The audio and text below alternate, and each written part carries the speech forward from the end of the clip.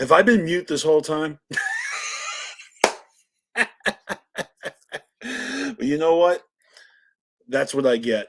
But let me just reiterate for y'all that I am very appreciative of everyone who's showing up, watching the videos, sounding off in the chat, sharing on socials, and a very special shout out to the homie Will Gates for this fucking snapback that he signed for me. I won this on a giveaway on Facebook last month. If you can hear me. That's the luck of a juggler right there. Of course, I had to mute myself in the beginning of this episode, but it's all gravy.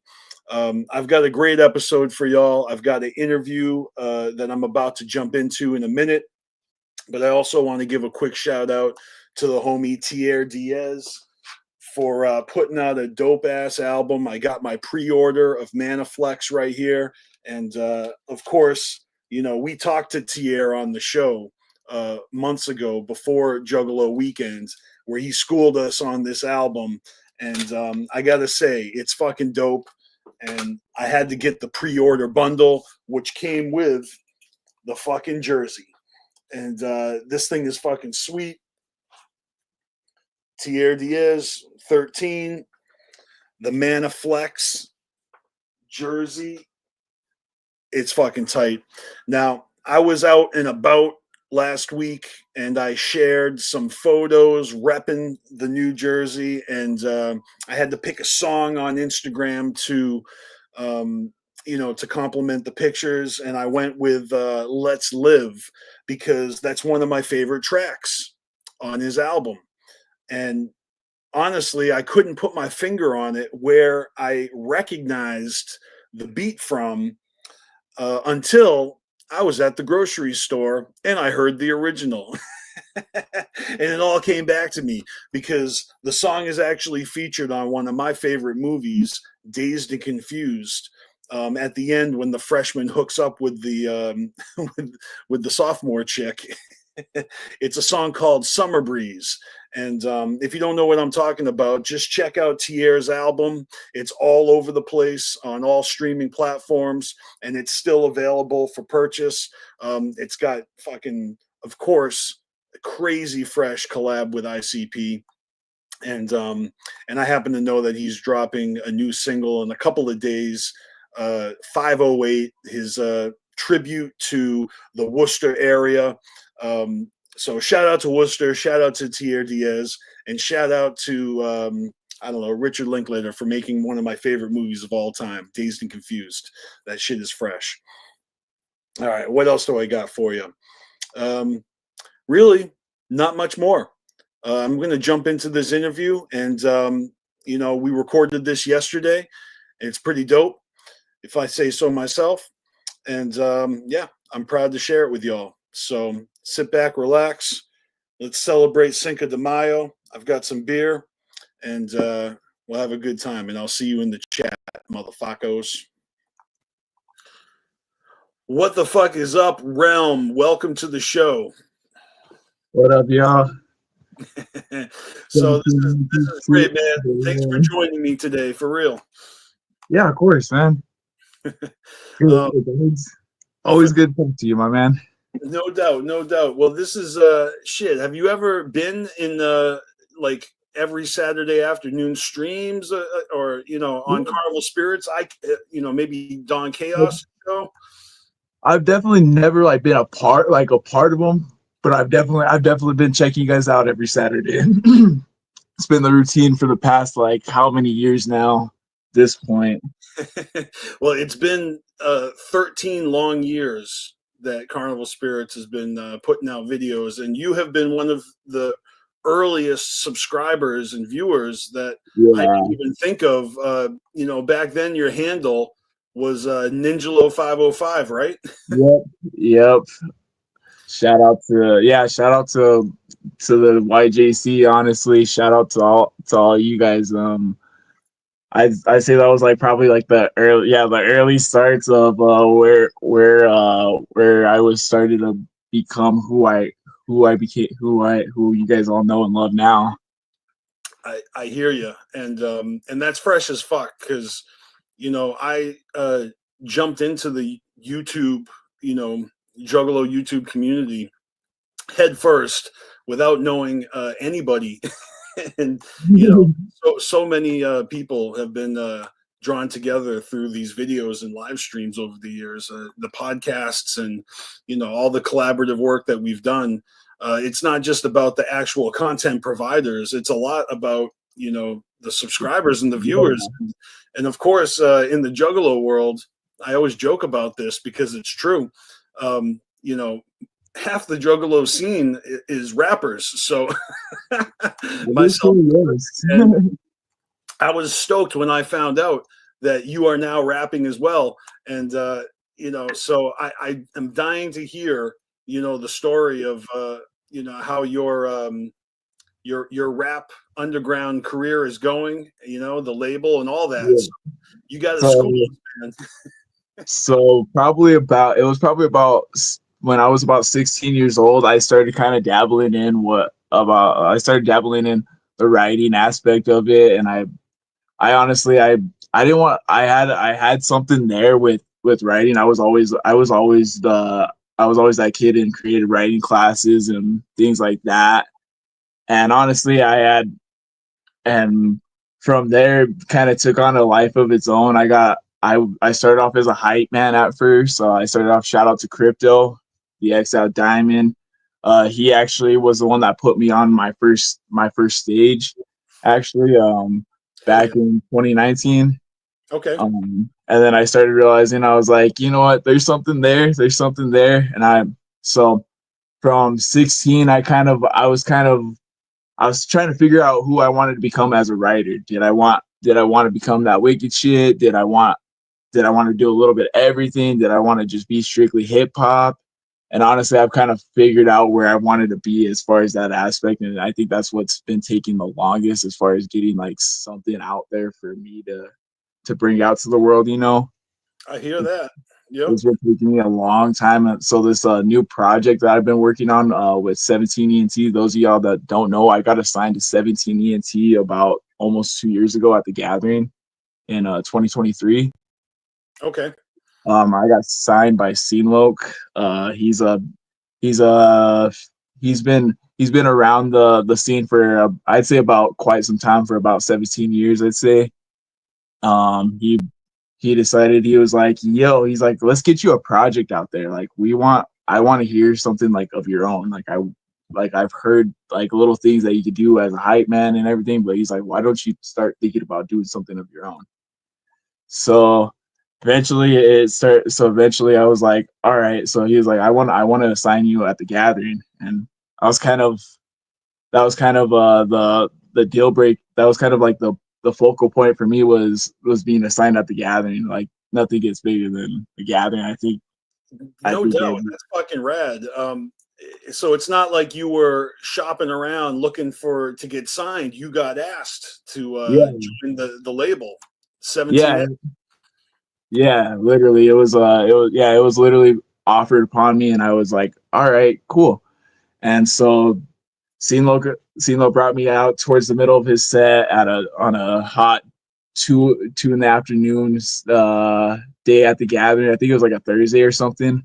I don't remember what day it was, but it was really hot. I just remember it being really hot. I was back there helping him change songs and whatnot. And then I believe it was towards the middle or towards the end, he was like, yo, I want you guys to help me, like to help me bring out this new artist. It's his name is RELM.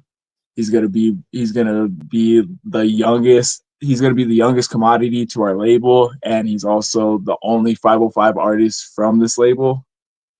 And so it's a bunch of Colorado cats. I got to give a shout out to Colorado too, because Colorado has been a big help in where I'm starting to become, like where I'm starting to go and everything. That's fucking dope. And I've seen that you've been going to shows in Colorado. It must be a hike, but in that neck of the woods, it's pretty fresh that you can travel around. Yeah, honestly, and that's been a really dope. That's like where I'm gonna get to. Got to do the float later on, that like a few months later and everything with Scene Loke, and And I remember Scum was actually the one that approached me that night. Shout out to LSP. LSP was like I got to perform the same night as Scum and Smalls One, so shout out to them. Oh That hell was yeah! You're on the float stage out there. Shout out to Tom yeah. Wood. Yeah, shout out to Tom Wood, definitely. Shout out to Tom Wood and Ogre, because that if you have ever got to do anything like that, I suggest you go out there to the float. Like, it's a really Yeah, dope experience. that is still on my bucket list. Haven't made it yet. It is honestly a buck. Like, it's got to be up there. Like, it's honestly a mellowed out gathering. That's the best way I could put it. It was a mellowed That out sounds gathering. like exactly my speed. Like, honestly, like, it's not as crazy as the gathering. You're not gonna see as many buttholes. You're not gonna see as many fireworks going off. It's really mellowed out. I really love it. It's like pretty much a gathering by the river. All right, fucking A, Tom Wood, take my money. Yeah, literally. And so Scum and I kind of had a little bonding moment right there, and Nice.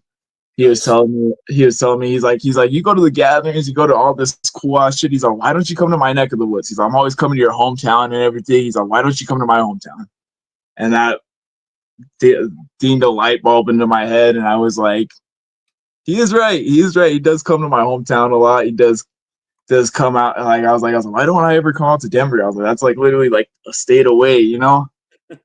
So eventually, How long of a drive is it? it's about a 7 to 8 hour drive, I'd Oof, say. that's a long drive, though. I mean, Yeah, I don't begrudge you for not making that drive every time, but it's doable. it's definitely doable. And honestly, I haven't regretted my decision of not going to the Denver since. And honestly, yeah, Scum has been like a big part of like who I've started to become and everything. And he's like showed me behind the scenes and whatnot. Like, the Roxy has been like a dope, like, it's probably my second home away from home, you know? It's Hmm. just Yeah, no, I can get that. It reminds me of when I was on the East Coast. You know, shows would happen, but you got to drive to them. You know, whether yeah, it's like New Hampshire or Connecticut, Rhode Island. Fuck, I've gone to Pennsylvania, New York, and Vermont just to catch fucking dope underground shows. And yeah, honestly, that type of ninja. Well, I will make that trek. yeah, and honestly, like lately, it's been like, honestly, I like it. Like, these days, I don't even go and check out like what's coming to Albuquerque anymore. I'm like, where can I go? Where can I go out next? You know, Hmm. so Road trips are the shit. yeah, literally, honestly. And so, yeah, literally, I've recently started kind of doing shows by myself again. The first glimpse that anybody's ever gonna have of like of a solo realm is gonna be a part of a music video, actually. Okay, that's what's I had up. I had the honors of linking up with a lot of the 505 locals out here and everything, and I got to be a part of a cipher, a 420 cipher. Nice. So I think that's gonna be the first glimpse that anybody's gonna get of what I got coming up in store. Other than that, right now I got a 5 track project that I'm coming out with towards July. I'm hoping it'll be finished by July and everything, and that'll be the first ever Realm solo project, and it'll be like the first ever thing I've ever put out in general, honestly. I'm excited. That's fucking fresh. And I kind of have a reveal on the name. It's gonna be Here to Stay, Here because to for stay. 5 years this project has been in the making, and I've had a lot of setbacks, and I've had a lot of like trying to figure out what this project's gonna, because the first one is kind of that, it kind of solidifies what's to come, you know. Your first release is so important to your Yeah, identity, I suppose. yeah, honestly, yeah. And this is gonna be like that. Like, this is gonna be that one that I feel like I put my heart and soul into this one. And honestly, we're gonna have some lyric videos coming with it. I'm sure there's gonna be an eventual like actual video uh features. I've already talked to you about features and everything. I've already have features in mind that I want for that I want for this project in particular.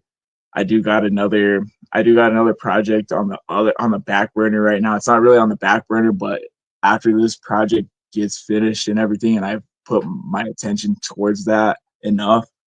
It's going to be time to move on to the new project for a side label. Actually, I've had the honor of actually being offered to be a part of as well. And it kind of happened around the same time at the gathering too. It was shout out to Bill and shout out to Lunatics Entertainment, because that's gonna be the home of the second Realm project that I plan to put out. That'll be about seven tracks I plan to have on that one, a little bit longer. And then officially your third album is coming out on Psychopathic Records. Congratulations. Yeah, literally. Yeah. No, honestly, my dreams for that these days have kind of not dwindled down, but honestly, they've gotten realistic. And honestly, if I were to ever be a part of like a major label, like something like that, it would probably be LSP. Honestly, if you know what I mean, I figured as much. You know, you've been repping the L's, you know, for quite some time, because, like I said, you've been, you know, a part of the Juggalo YouTube community as long as I've been. You know, of our videos and whatnot. And I have seen, we've been friends on social media. We've met at the gathering and tons of events around the country. So I've known you for a long time. And I give you a lot of credit for being a real, like, tried and true underground supporter. You're out there fucking supporting all the fucking artists. You know what I mean? Like, you're going to all the fucking LSP shows and Magic Ninja Entertainment, Psychopathic. You don't discriminate at all. You're just a fan of the music. You know, I respect that.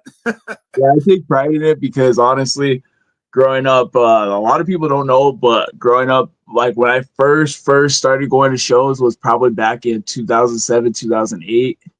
I believe it was 2008. Let me stand corrected and put that on.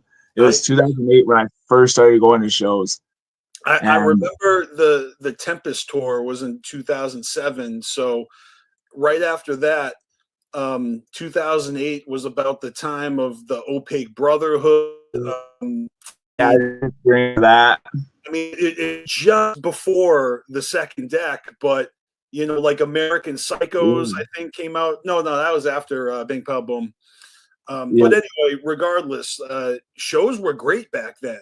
Yeah, that was like peak. Honestly, I feel like that was like peak, like, shows. Honestly, like my first ever show was Clockwork Gray tour. Oh, that was a great one. I fucking love that album. Yeah, Clockwork Gray tour was my first ever show. I remember being 5 years old and being terrified as shit, because it was just like I had never been to anything like this. It's nothing like when you're watching it. Like, I came up in the time where bootlegging in LA was a thing. Okay. So that was like that was kind of my introductory into like, oh, I want to go to concerts. That was so you watched the ICP bootlegged in LA DVD. And like, oh, I wanted to go there. Yeah, like when I was a little kid, there's like, I could put this on my hatchet. There's pictures of me with a microphone watching that stuff, like watching bootlegging in LA.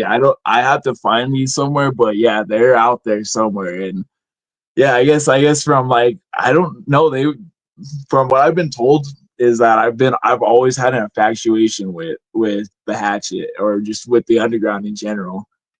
And so if you're watching Juggalos on YouTube, like myself and my peers here, you know, you got to be down to put up with that tomfoolery.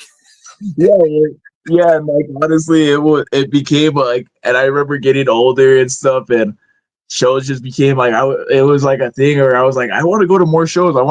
More shows. Believe it or not, my first ever show, I started to cry because I didn't know what I was getting myself into. Little 5-year-old me did not know what I was getting myself into. Tears of joy. Yeah, I started to cry, and I was like, and they were like, I remember my aunt in particular, she had me on her shoulders and stuff. And she's like, look, it's Blaze, it's Blaze, it's Blaze. And finally my tears like dried up and everything. And I finally looked up at the stage and I seen Blaze. And I just remember that all that feeling, like that feeling of like scared just all went away at once. And I remember seeing Blaze and ROC up there, and it was, yeah, that was some memories for I sure. mean, they really do present as scary, you know, with the face paint Yeah. and the blood and the you know, but when you see him in person, really is a gentle giant. Yeah, like legit. And then after that, it was Toxic Terror Tour. I remember that's when I had first met Scum and like pretty much all of LSP at that time. I remember Dark Half I remember meeting Dark Half and Smalls. Shout out to Smalls. Mm-hmm. What was I just remember meeting? I remember meeting Esham even back then, Right on. and we met ABK. We even met ABK. This was like I think a little before he had came back onto the label because I Right, because remember. he left and came back and then kind of Yeah, left. yeah, he was kind of it was kind of like in between that weird because I just remember he was doing a show at Scum and everything, and then we had saw Opay Brotherhood tour a little bit after that. And Opay Brotherhood tour, they were still banned from out here. Any of my ninjas from out here, they'll tell you that they were still banned from out here when they did that show. They had like literally no hatchet mans on the promotion or anything. Like literally like anything like psychopathic was not promoted. It was just like it literally just said Dark Lotus. No, like, ICP might be there.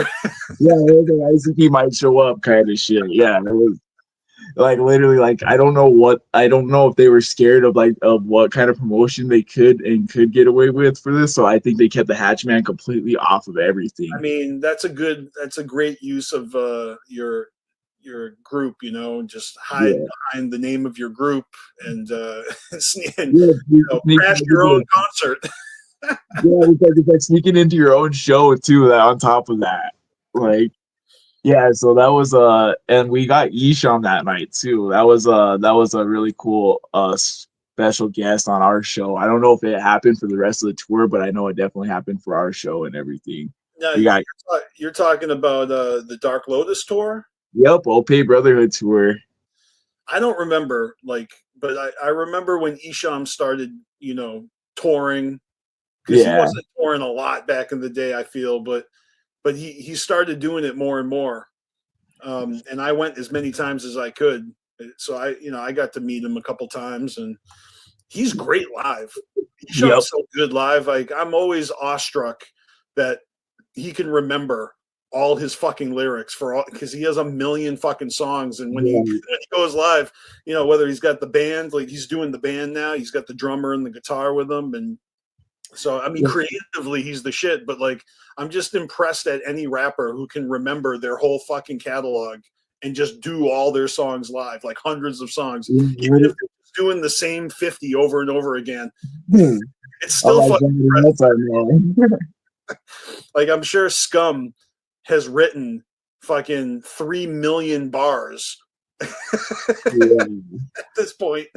Yeah, honestly, and it's like it's really surprising because with E and shout out to Esham because Esham has been like one of the biggest supporters in my whole life. Like since the day I met that guy, he's always remembered who I was and like I salute him. He's been a big part of like who I became in my personal life and everything.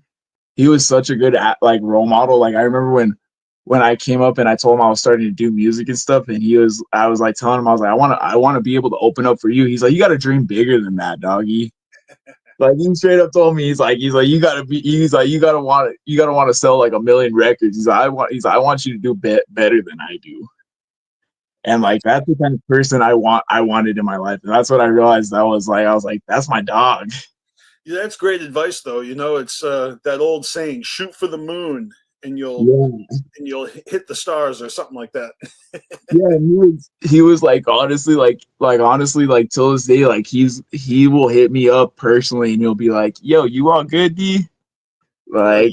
Like yeah, he's one of them people that I've been super humbled like that I get to know in my personal life, you know? I would say that Isham is one of my favorite uh, artists to follow on social media because his social media is like he's a real influencer, and Yeah. he edits his videos sometimes, and sometimes he's just talking into the camera, but he'll talk into his fucking phone and blast out like 20 fucking short videos, like part 1, part 2, or just all random shit. I mean, he just he loves to share game, you know. He's he's always impressive to me, in the sense of, you know, he disappears and you just know he's hard at work creating something fresh, and then he emerges and he fucking has all this shit to say, or and, you know, he's just promoting his next project, and he's got, what's it called, the golden age, is that what the golden age? Yep, the old golden age is coming. He's doing that tour. I don't know if that's coming around your area. He's not coming around my area, so he is definitely not. He's definitely not. I hope eventually that we get another Esham down in this area, this neck of the woods. But I don't think, you know, he just constantly self-promoting. So yeah, I'm sure he'll you know, do more tours, especially when the album comes out. shout out to real life, because Esham, he's definitely a hustler, and honestly, like, that man's work ethic is like no other. Like I take pride in like in being influenced by Esham. Like I literally, I'll be bumping that at my work. I'll be bumping Esham at my work, and people are like, "Who is this?" And it's the golden, like, it's the golden goose, literally. Like, honestly, Yeah, I can say that about a bunch of rappers. Esham is definitely one of the hardest working out there, and you know, it helps that I enjoy his music too, because there's plenty of hardworking artists out there that I just don't care for their music. It's not for me. Not to take away from their hustle and their work ethic. So I can't be a fan of everything.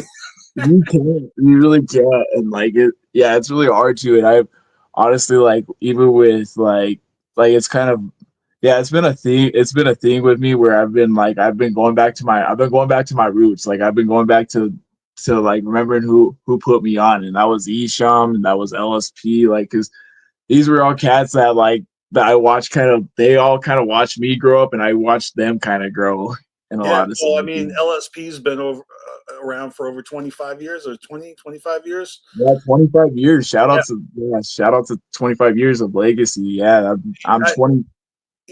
Yeah, you've been a fan for so long. I wouldn't say that I was a fan early on, but I remember when LSP started. You know, when when I just consistently fucking built that label up so big. It's, and people that come and go. I mean, maybe it's just short contracts or whatnot, but it's pretty fresh. A lot of people don't realize that. Yeah, a lot of they've had some dope ass talent on their label. Like, that's where Darby, of course, that's the more famous one, is Darby right now. Darby Ochoa came out of the LSP workshop. I'm a fan of Class, and I've met him. He's a homie. You know, shout out to Class. He's been putting music out with LSP for quite some time. Yeah, as long as I can remember, honestly. Yep. Shout out to like the past members and everything. Like, everybody always remembers Dark Half. Shout out to Dark Half, you know. Everybody always remembers the classics, Dark Half, Smalls One. I think it's kind of hard to forget. Insane Poetry, you know.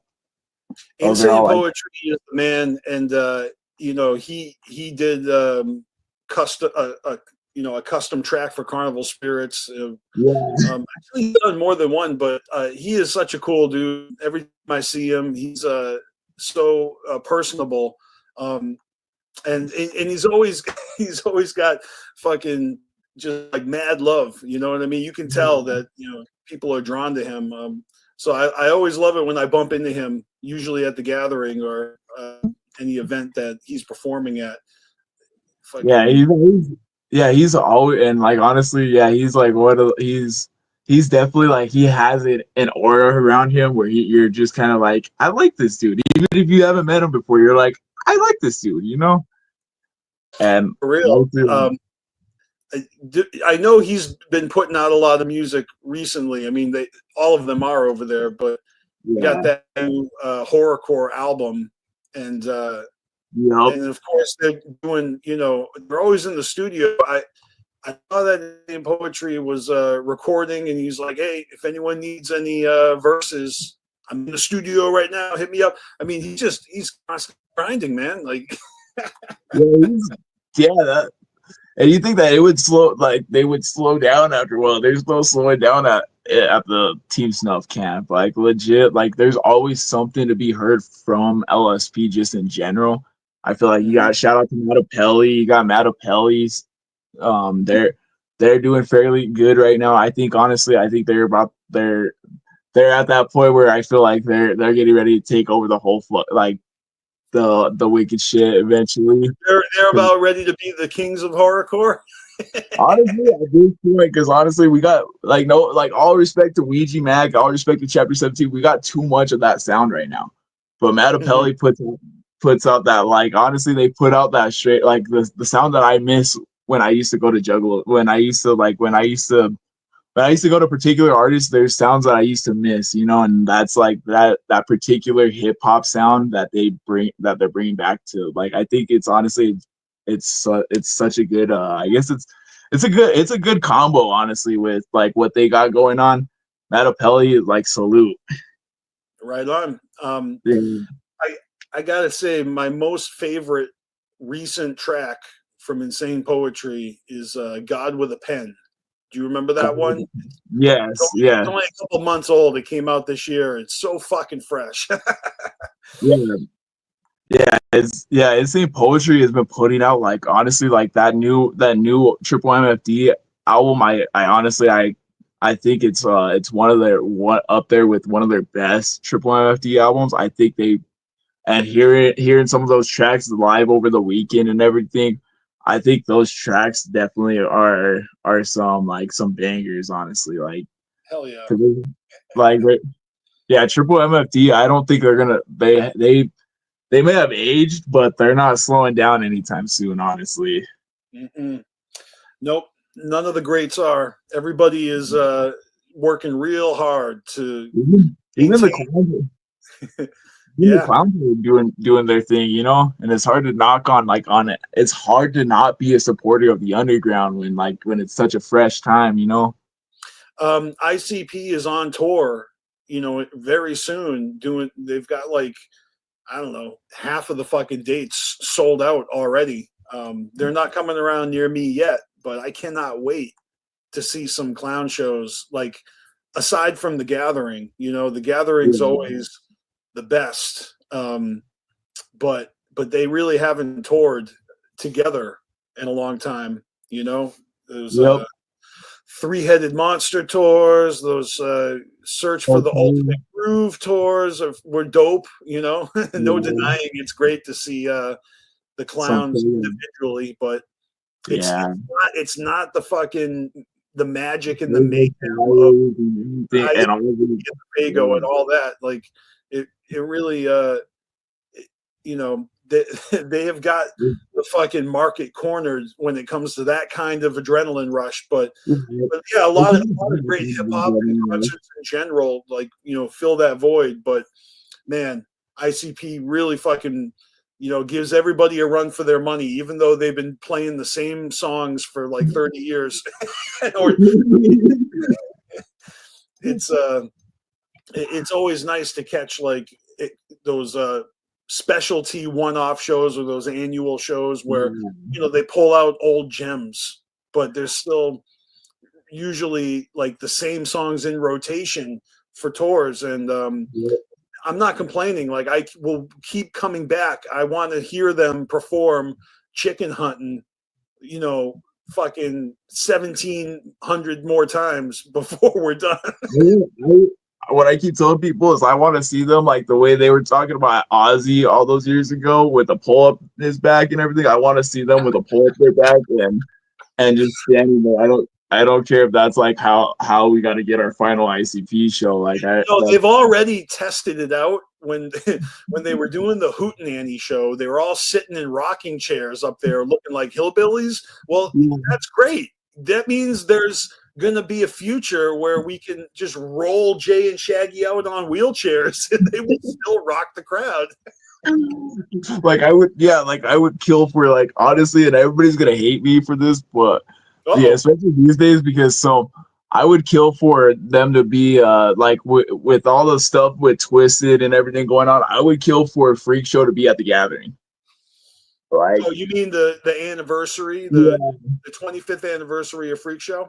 yeah, like I would like they would be making so much more money. Like come on, Joe. Like I know that there's a lot of petty feelings, but like come on, bro. Like you would be making like a little kid's dream come true. Oh, dude, if they did that, they would be making grown adult little kids' dreams come true. Like so Yeah. many people would want to see that, but it's not going to happen. It's not. And I think honestly, when Twisted, because I was out in Denver when that flyer had went around and everybody was super hurt about it.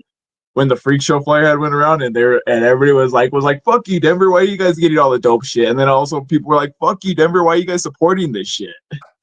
Okay. Well, you know what? I can relate to that because in Massachusetts, it seems like the rest of the world was just hating us because we were so damn fresh, like with Tom Brady and the Patriots, or I mean, we got the fucking old Ironsides, the USS Constitution, Plymouth Rock, the Salem witch trials.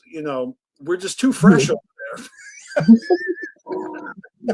But Um, and of course the Worcester Palladium, the greatest Juggalo fucking clown town they ever exist.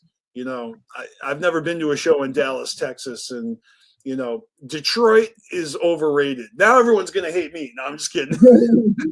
I've never been to a Detroit show, so I can't say. Oh shit. All right, well, you know what? You gotta make that happen sometime. You really do, because I went to my first Detroit show. It was Hallowicked 2018.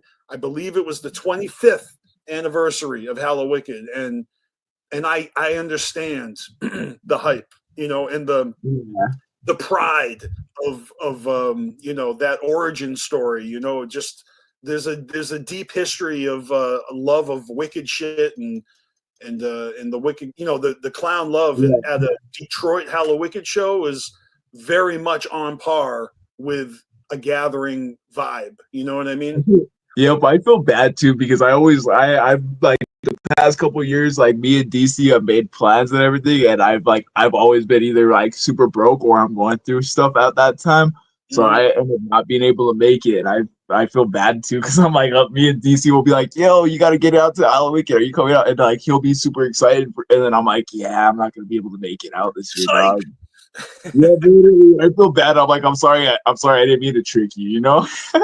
Yeah, didn't But mean to like, trick you. yeah, Yeah, but the Juggalo weekends, that move around all the time. yep, I mean, actually, Hallowicked's moved around too, but yeah, ultimately being in the same fucking city.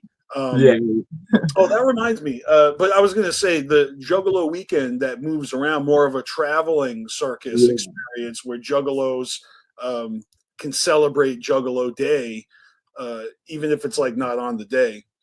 yeah, Um, yeah. That's a it's cool. It's cool that they move it around. You know what I mean? Like I yeah, got to go this year. It was in Worcester, boosting. and I just had to be there because, out of principle, we had been wanting, a Juggalo weekend show Out out of in booster. Worcester, and they finally gave it to us. And then a fucking blizzard fucking hit. It was kind of almost borderline miserable. I mean, nothing could stop the freshness in the venue. It Yeah, just didn't really lend itself to proper after partying and whatnot. Everyone was fucking wet and cold, and nobody wants to stay around for that. Yeah, but it's challenging. It makes sense that Juggalo weekend be like more of a West Coast or a Southern yeah. state thing. But then again, Halloween is in the fall. You know, you I got to hear weather it. the elements no matter where you're at. I went to Yeah. my first Juggalo weekend, and it was down in what was it? No, it wasn't New Mexico. It was Arizona.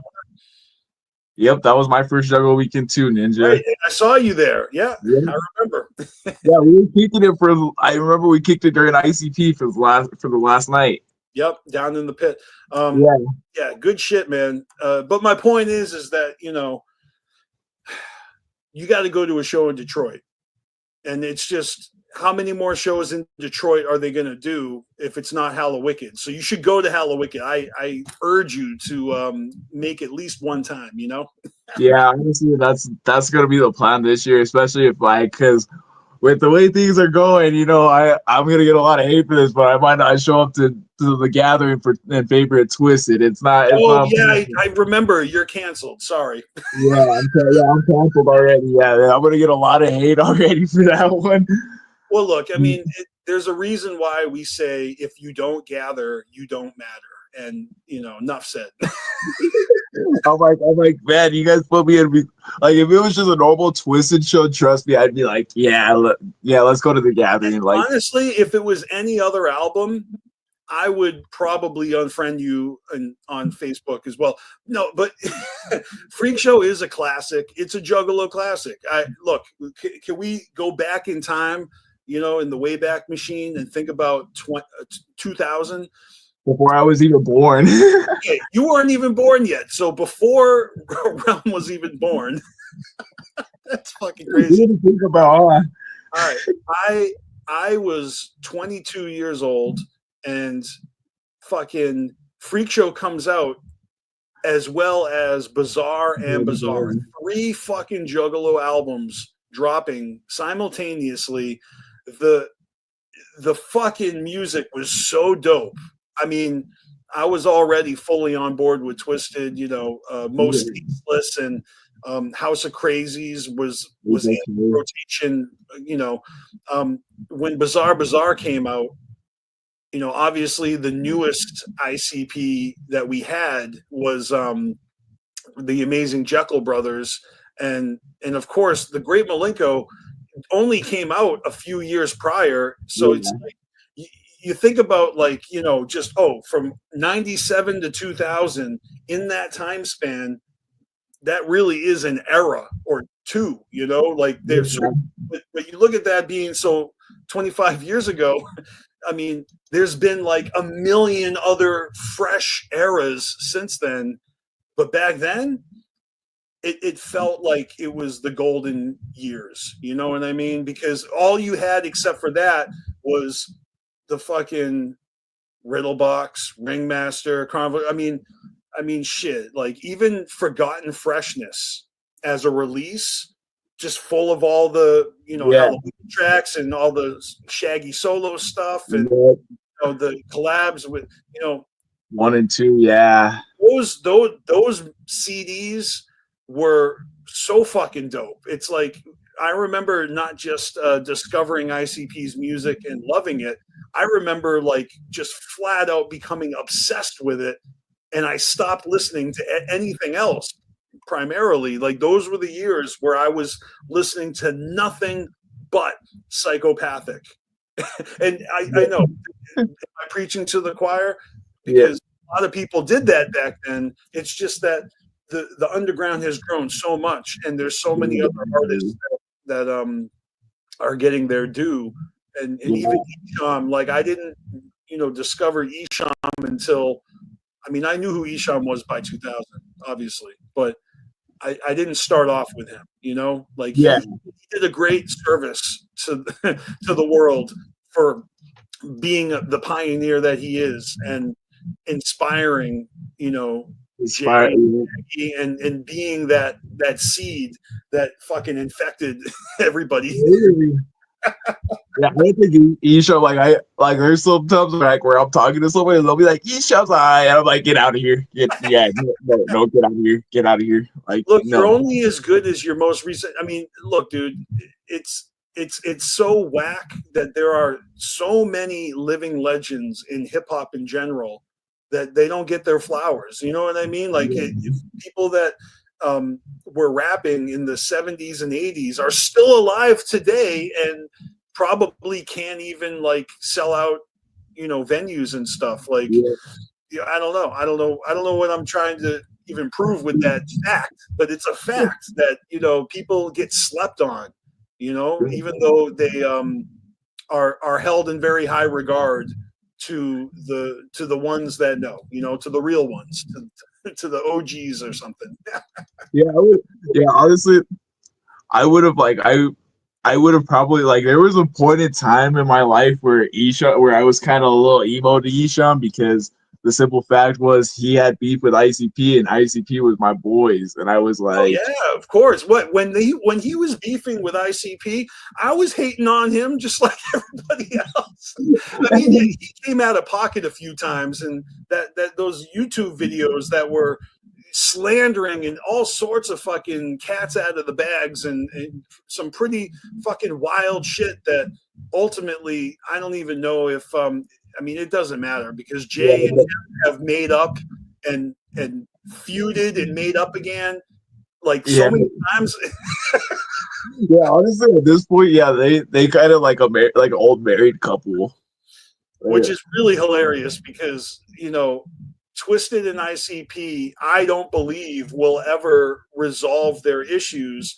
And yet Isham and ICP have totally resolved their issues multiple times, despite there being entire fucking diss albums made about the clowns. Like the fucking, I can't even remember what it's called.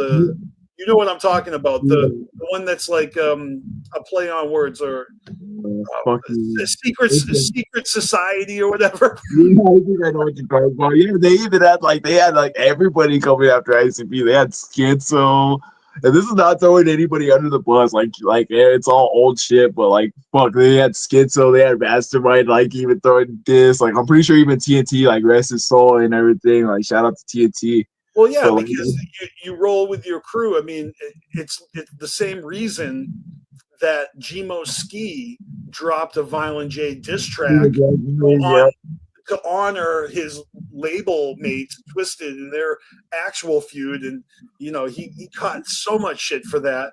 And he still to this day gets trolled by juggalos for trying to, you know, be involved in this beef.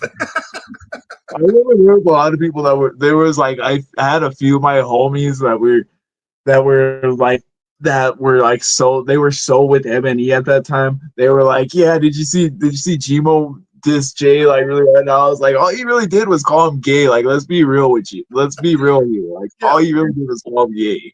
And honestly, I fucking love the musical aspect of any feud against ICP. Anybody who's making a diss track to ICP, you're gonna get plays from me. I'm gonna listen to that shit. Yeah. I am all over it. I eat that up.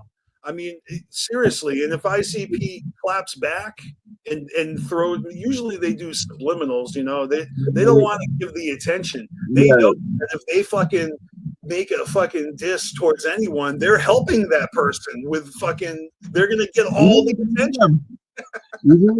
Like, look at Please Don't Hate Me. Please Don't Hate Me. Honestly, anybody can fight me on this one, but Please Don't Hate Me is the greatest diss track of all time. Like, he like literally, I think Jay, like you wouldn't even know it's like I think DC Figure pointed out that you wouldn't even know it's a diss track up until the end. Like, there's a reveal at the end that is like, you know, oh, by the way, this is all about you, Eminem. Ooh. It's like honestly, like I think that's such because even growing up when I first like could remember hearing that track, I would have never ever thought it was a diss towards Eminem. And at the time, I didn't know on Bazaar, you know, it's at the end the hidden tracks at the end where they're doing your mama jokes and all the skits and everything hidden. I fucking love that shit. Yeah, I didn't even know who Eminem was when I first started getting into like I didn't know who the fuck Eminem was. Like really, that is the sign of a true underground head. Let me tell you, because the whole world was on Eminem's nuts.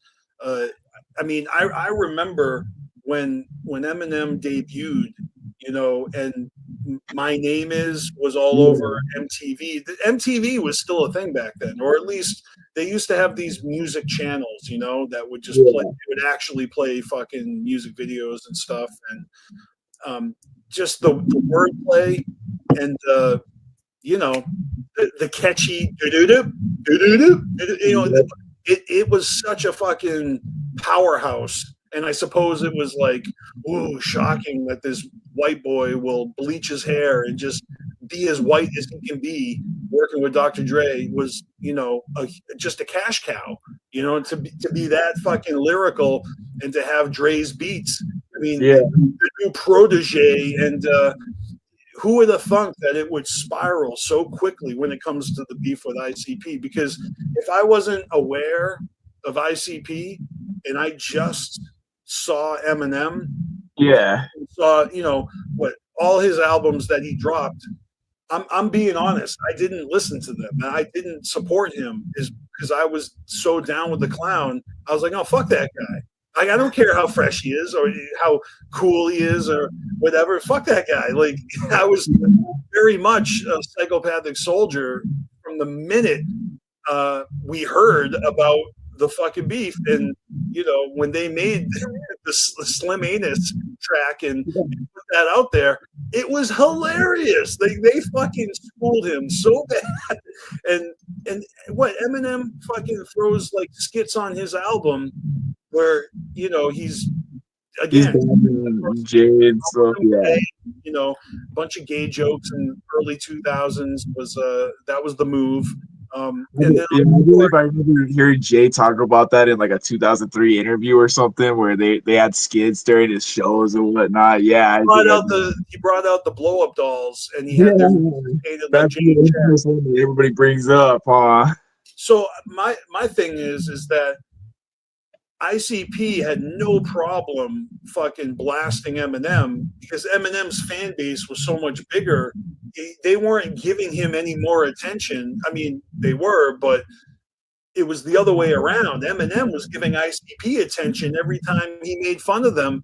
Like, even if it was like bad press, like there is no such thing as bad press. ICP, fucking world's most hated band. That was their fucking slogan. That was their motto in '99. We're the world's most hated band. And then you got Eminem with the most fucking record sales ever, and he's fucking cracking jokes about them, and his fans got to be like, who are these guys?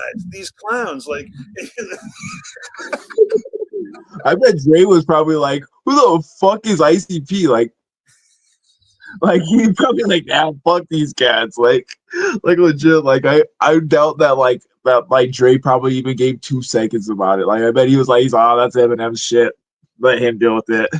I've heard Jay say that before, that, you know, that he assumes that Dr. Dre was probably like, why are you wasting time doing this? But you know, it was a real feud. That's the thing. Is it wasn't some fake drama just for the record to sell records. Like they were using their tools at hand to fucking pwn each other.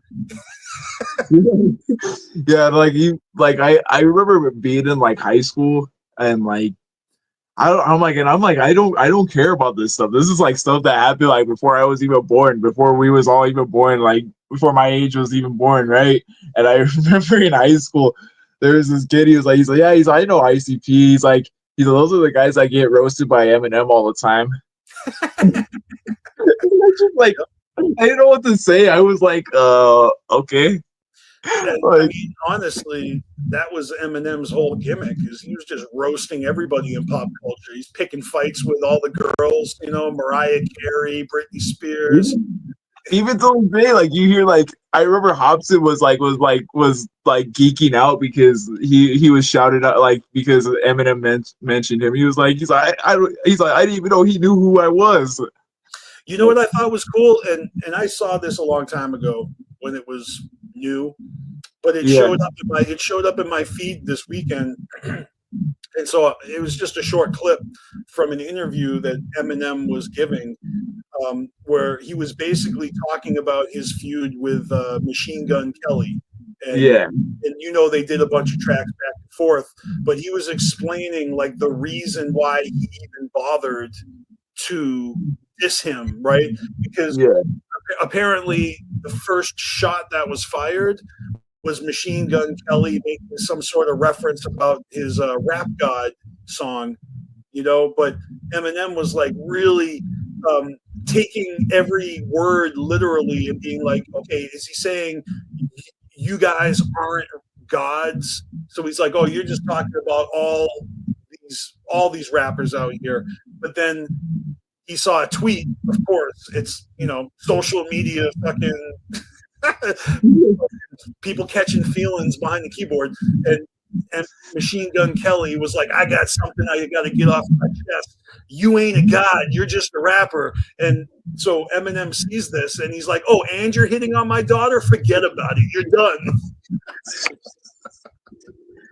Yeah, honestly, everybody like, that whole thing with like, Eminem, he want like anybody at this point that wants to like take that route of going like, yeah, you're just gonna end up like Machine Gun Kelly, and I feel like everybody's just gonna follow in that aspect. Like, I'm not saying that Machine Gun Kelly was a bad artist. I'm just saying that, you know, he's an interesting dude, and you know he's acting, and you know going to the Megan Fox anymore, but you know maybe he's just a beard.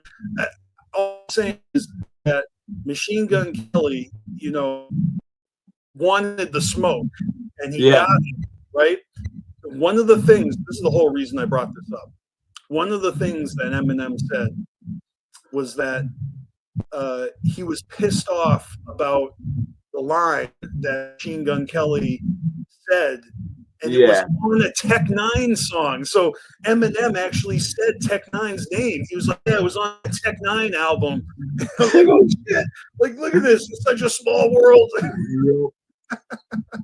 Yeah, honestly, with that, that's kind of hilarious too, because like honestly, and you wouldn't be surprised if they know of each other, you know, like because that's like, because honestly, I wouldn't be surprised if Tech Nine's on Eminem's radar or something, you know.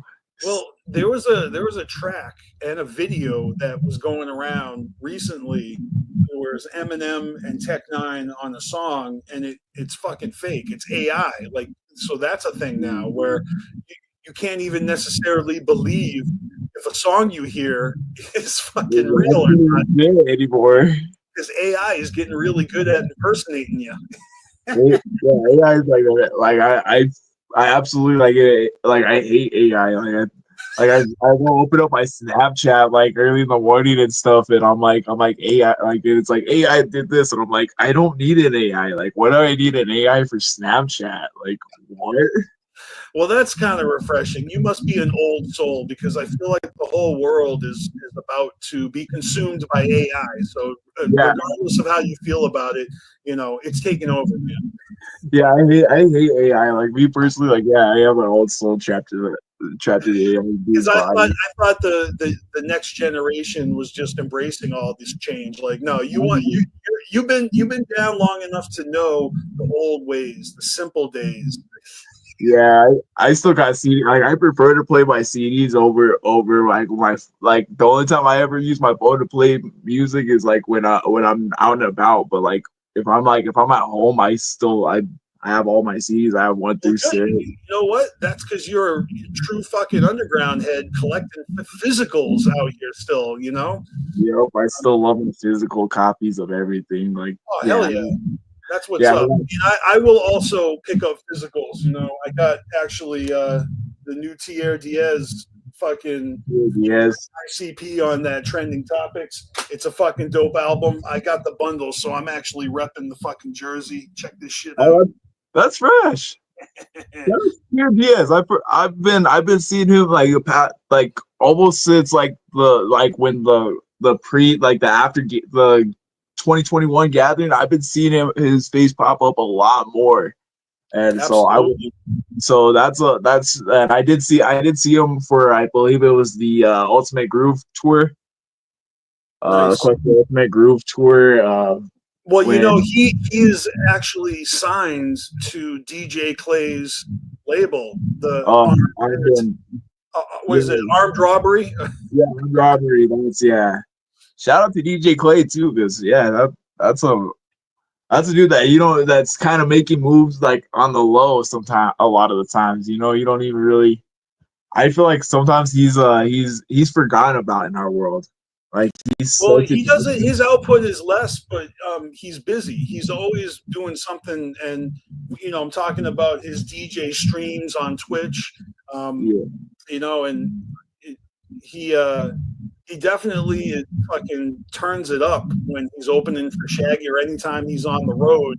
He's like incorporating it's like a techno fucking set. One of the Just coolest based with wicked shit. One of the coolest things I got to be a part of was like before doors had opened for Psychopathic Soldiers tour. I got to be a part of. I got to see him do his mic check and everything, and he pretty much did just a song I wrote in front of nobody, and that was pretty cool. You got like a personal fucking concert. Yeah, literally, and like that wasn't even a part of his set or anything. I don't think for that night. Yeah, because he didn't do no DJ, like at least no DJ Clay that no old school DJ Clay, I should put it. No old school DJ Clay. Yeah, because I thought that was cool. I was just standing there like I was just like I was vibing out and everything. I just stood there in the middle while he was doing that. The last time I saw him was opening for Shaggy. Maybe, but I've seen him a lot recently, and he's really fucking got a high energy set with truly like you're at a fucking rave. Yeah, he's playing like other people's songs. He's playing like DMX, and he's got fucking lasers and all this shit, and it's fucking great. So if you're there for vibes, it's fucking off the chain. But if you're there because you're a fan of DJ Clay rapping, you gotta wait for like 20 minutes before he does all that shit before he actually gets on the mic and starts spitting. Yeah, man, it's not like back in the day when he used to when that's like he would throw some psychopathic hits on and he would start doing his stuff in between. Mm-hmm. Honestly, those were I remember. Yeah, for my first time I had seen Twisted, I believe. Yeah, that was like the first time that was I remember he was like one of the openers and stuff. I remember he used to spin like all the psychopathic classics and everything, and then he'd go up and do a track or two of his own, and then he'd go back to behind the turntable. That was pretty much the beginning of that, because he only started like 2006 again opening for Shaggy. Yeah, and prior to that, it wasn't normal to see the DJ up on stage for these underground shows. So it was kind of dope. And of course, the Let 'Em Bleed mixtape series that out one after another, all four of them, and all the other mixtapes he's done, where he just gives us all the different variations of the mixes and the bonus extra songs, and so he really had this fucking perfect vehicle to introduce his fucking body of work to us, and we ate it up, man. Because I'm a big fan of mixtapes. Honestly, yeah, like Let 'Em Bleed, like I was telling DJ Clay this, Let 'Em Bleed was a big, like, honestly, believe it or not, Let 'Em Bleed Volume 3 was my very first ever CD I had ever picked up.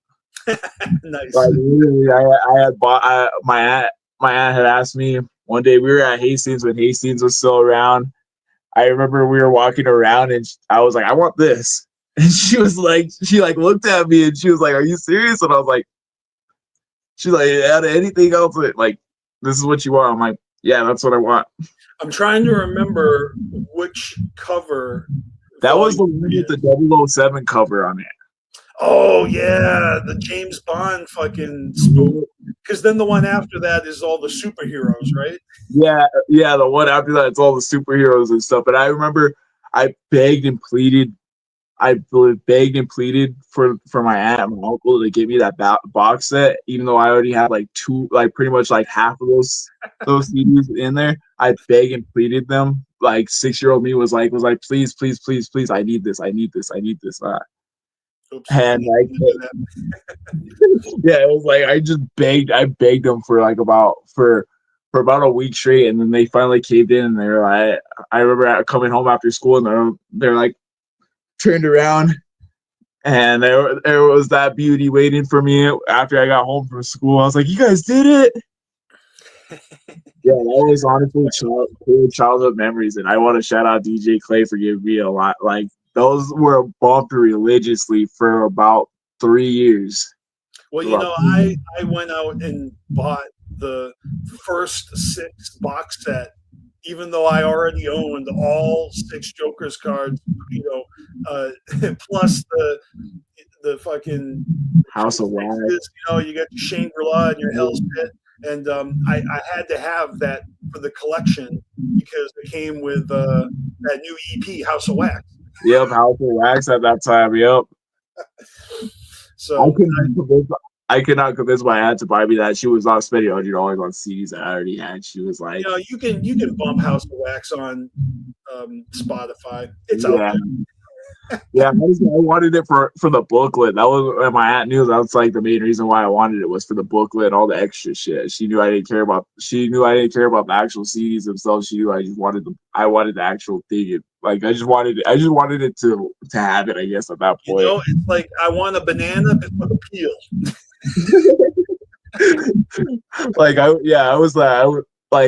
I bought Shangri-La like probably like 5-6 different times, and I had my aunt buy them each 5-6 different times, and she was getting pissed off because it was the same fucking variant. She's like, "This one again?" Yeah, and like literally, I was hoping for the concert because I remember seeing the concert, the Gathering concert, and they were all the Seminar, and I don't know what the odds were. Oh shit! Well, I think that there was like a little sticker that told you which one you were getting. No, honestly, I think little me was like, all right. Oh man, you're treating these CDs like they're Easter eggs. You crack them open, or you know, a box of chocolates where you never know what you're gonna get.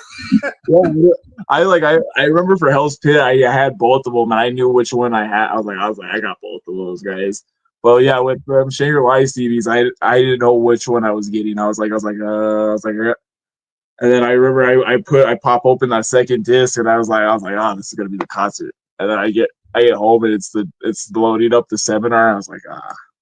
Damn. Well, I bought 6 copies of the Wraith because at the time they actually they said if Juggalos go out and buy 6 copies of the Wraith and give them to 6 people to like spread the word for the the 6 Jokers card, and then if you sent in your receipt from it shows that you bought 6 copies, they would mail you a free CD-ROM of I believe it was the Shaggy Show. And I mean, I could be wrong because it might have been a different like thing to enter. Yeah. But I got that Shaggy Show CD-ROM from doing that, from mailing the fucking. I think they called it Ray Day. Yeah, to be a Joker back there. The missions, but there's a picture of me holding 6 copies of the Wraith, Shangri-La, and I gave them to 6 different friends, mostly college friends. And I have no idea if the music resonated with them at all, or if they cared, or or if they were like, oh, thanks, like, because a lot of my buddies back then, I brought them to ICP shows. I would bring my college friends to ICP shows back in the day, and everybody had a great time. But it's they didn't like juggalos about it, you know what I mean? But they definitely had fun, That's how I am these days. I bring a lot of my college homies, or like some of my homies from work. They'll be like, yo, let's go. Yeah, I remember ICP would come around like 3 times minimum every year, in the late 90s.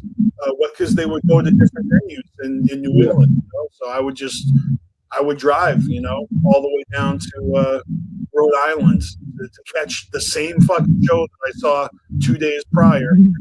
That's a juggalo life, though. That's the life of a juggalo. And so it was fun. Like some of my college friends would tag along, and they were just curious because they saw how down I was. I mean, when I was in college, that was very intense fucking dedication back then. You know, that's when the gatherings hadn't even started yet. You know, it wasn't even the family era yet. Pre-fix. Yeah, it was just go to fucking shows, fucking have the time of your life, get up on and fucking like a riot. You know. Yeah, to be a ninja back then, yo. Twisted shows were just as fucking dope. They weren't as fucking wild because they weren't fucking riots and Fago showers, but I went to every fucking underground show that I could. Any psychopathic show that came around, I would go, and I usually have like 2 or 3 homies, tagging along just for the fucking experience, Yeah. I probably got separated with them as I'm like up in the pit, and Juggalo. I got Fago fixed. That's how I feel. I feel like a little kid. Every time, like I say, I'm not gonna get up in there. I'm like, I see Fago, and I just automatically I run towards the Fago. I'm like a moth to the light. Yeah, literally.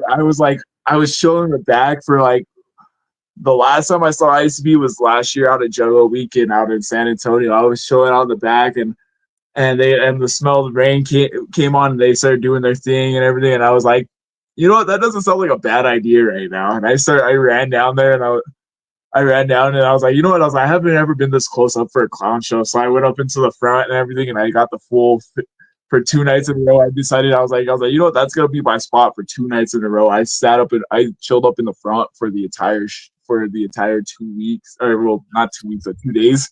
Yeah, both days. Yeah. Now, wait, is that the one?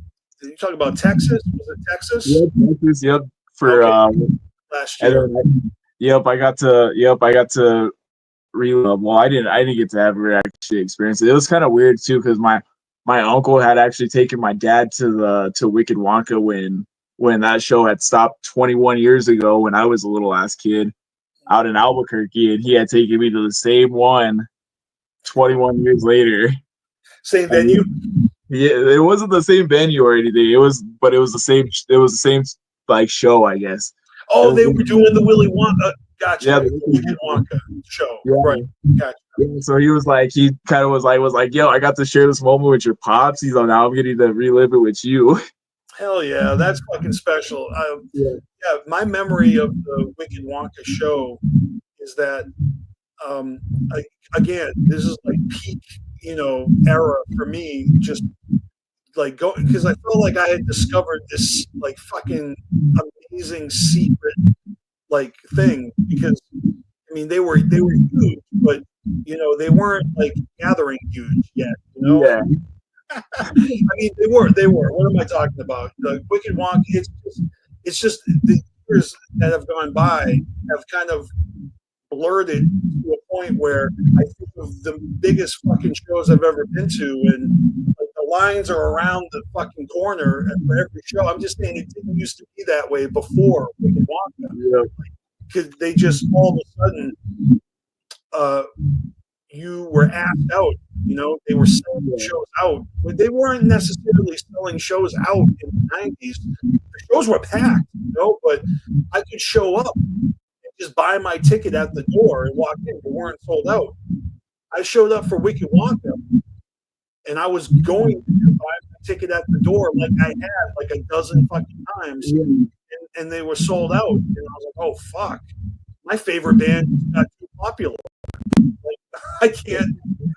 I have to scalp a ticket from a roadie in order to get in, and that took a while because he was being sneaky. He wanted to get as much money as possible, so he kind of like, hold on, we'll see who the highest bidder is. It was like me and like 4 other people that were like, "Yo, you got tickets." I had to fucking outbid all these other people just to get a ticket and get in there. Damn. I missed all the fucking openers. Like, I missed all the openers. It was Bone Thugs and Harmony, Cottonmouth Kings. I missed all of it. And I got in there right as ICP started their set. So it's like, hey, that's all that matters. I don't miss the fucking clown show. But, you know, obviously that was wildly fucking popular. That fucking whole lineup. Yep. I don't have that memory of seeing all the openers, and so maybe I missed out on like falling in love with those artists when everybody else did. You know, a lot of people got turned on to Tech Nine because of that tour, and I mean, I eventually saw Tech Nine. You know, Tech Nine Gathering. I've been to Tech Nine shows. He is a powerhouse, man. But like, I've been to many Tech Nine shows. Yeah, you know, he is so popular, and then Juggalo's kind of it's weird when like someone else's fan base embraces you. You know what I mean? Like, and I think that there was a little bit of a feud between Jay and Tech Nine for a minute. Like, you know, they talked about it in podcasts. They aired it out publicly. You know.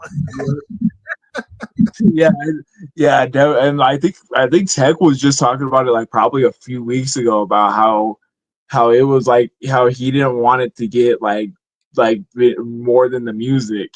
Yeah. And how he was like how he kind of got death threats from a lot of ninjas and whatnot, and he was just like, yo, this has gone a little bit too far, you know. Juggalo's taken too far, and they be threatening all of ICP's enemies.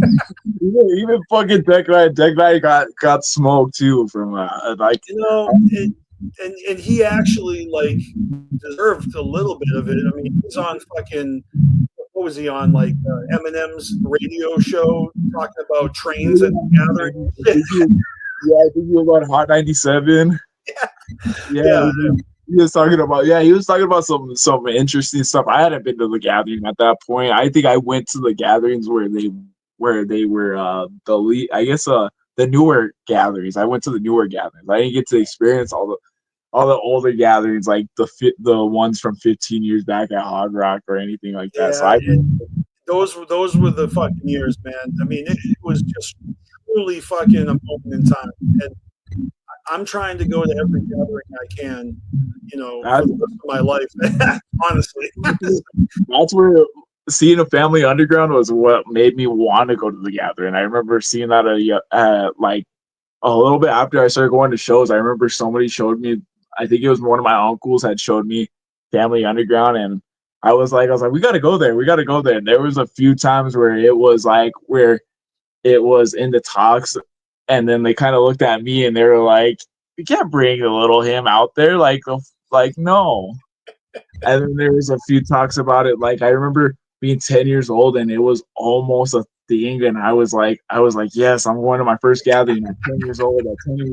Hell yeah. And then it ended not happening. And I remember 2016 came around. One of my uncles was like, let me take Damien out. Let me take a little finally. And I'm over there like, yes. And I got denied. And then next time. So then all these years go by, and I remember 2021 had hit, and I had just graduated.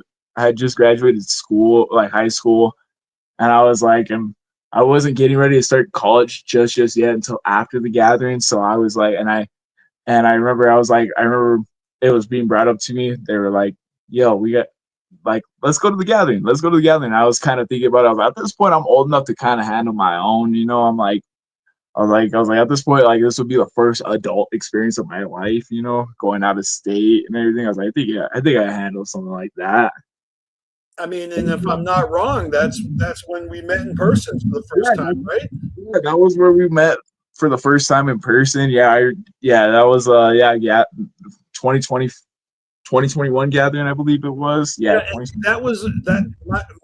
I remember that being special because when COVID shut the world down in 2020, you know, the first year there was no gathering. I mean, and that is to say, like, a lot of things in the world didn't happen in 2020, so it's not like unique to Juggalos, but the Juggalo community has been like relying on the gathering is almost like a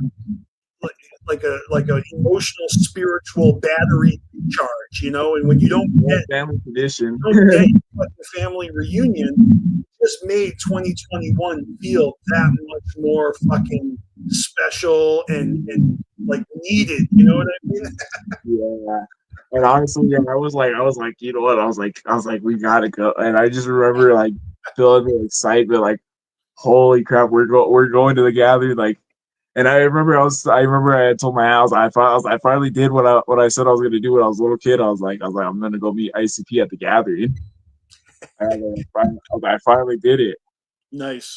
And I So can't, I did you get can't, to do? Did you Fago Armageddon? Did you do the VIP experience? I did Fago Armageddon. I've managed to do Fago Armageddon. Like I've gotten up on stage every year, and that's what told me that I was like after the gathering, I was like I looked at all these stages, like I could jump this. If I jump the gathering stage every year, this stage ain't nothing. Not a problem. But Yeah. man, what must be nice to be young. Not to say that I can't do it either, but you know, there's something to be said about going to Juggalo shows for like almost 30 years. Because this year I have celebrated my 29th year being down with the clown, which is insane. I I always celebrate on Easter Sunday because that's when I was first introduced to music. But it was on Easter Sunday that I was introduced to ICP's music. And, you know, Easter Sunday is on a different fucking day every year.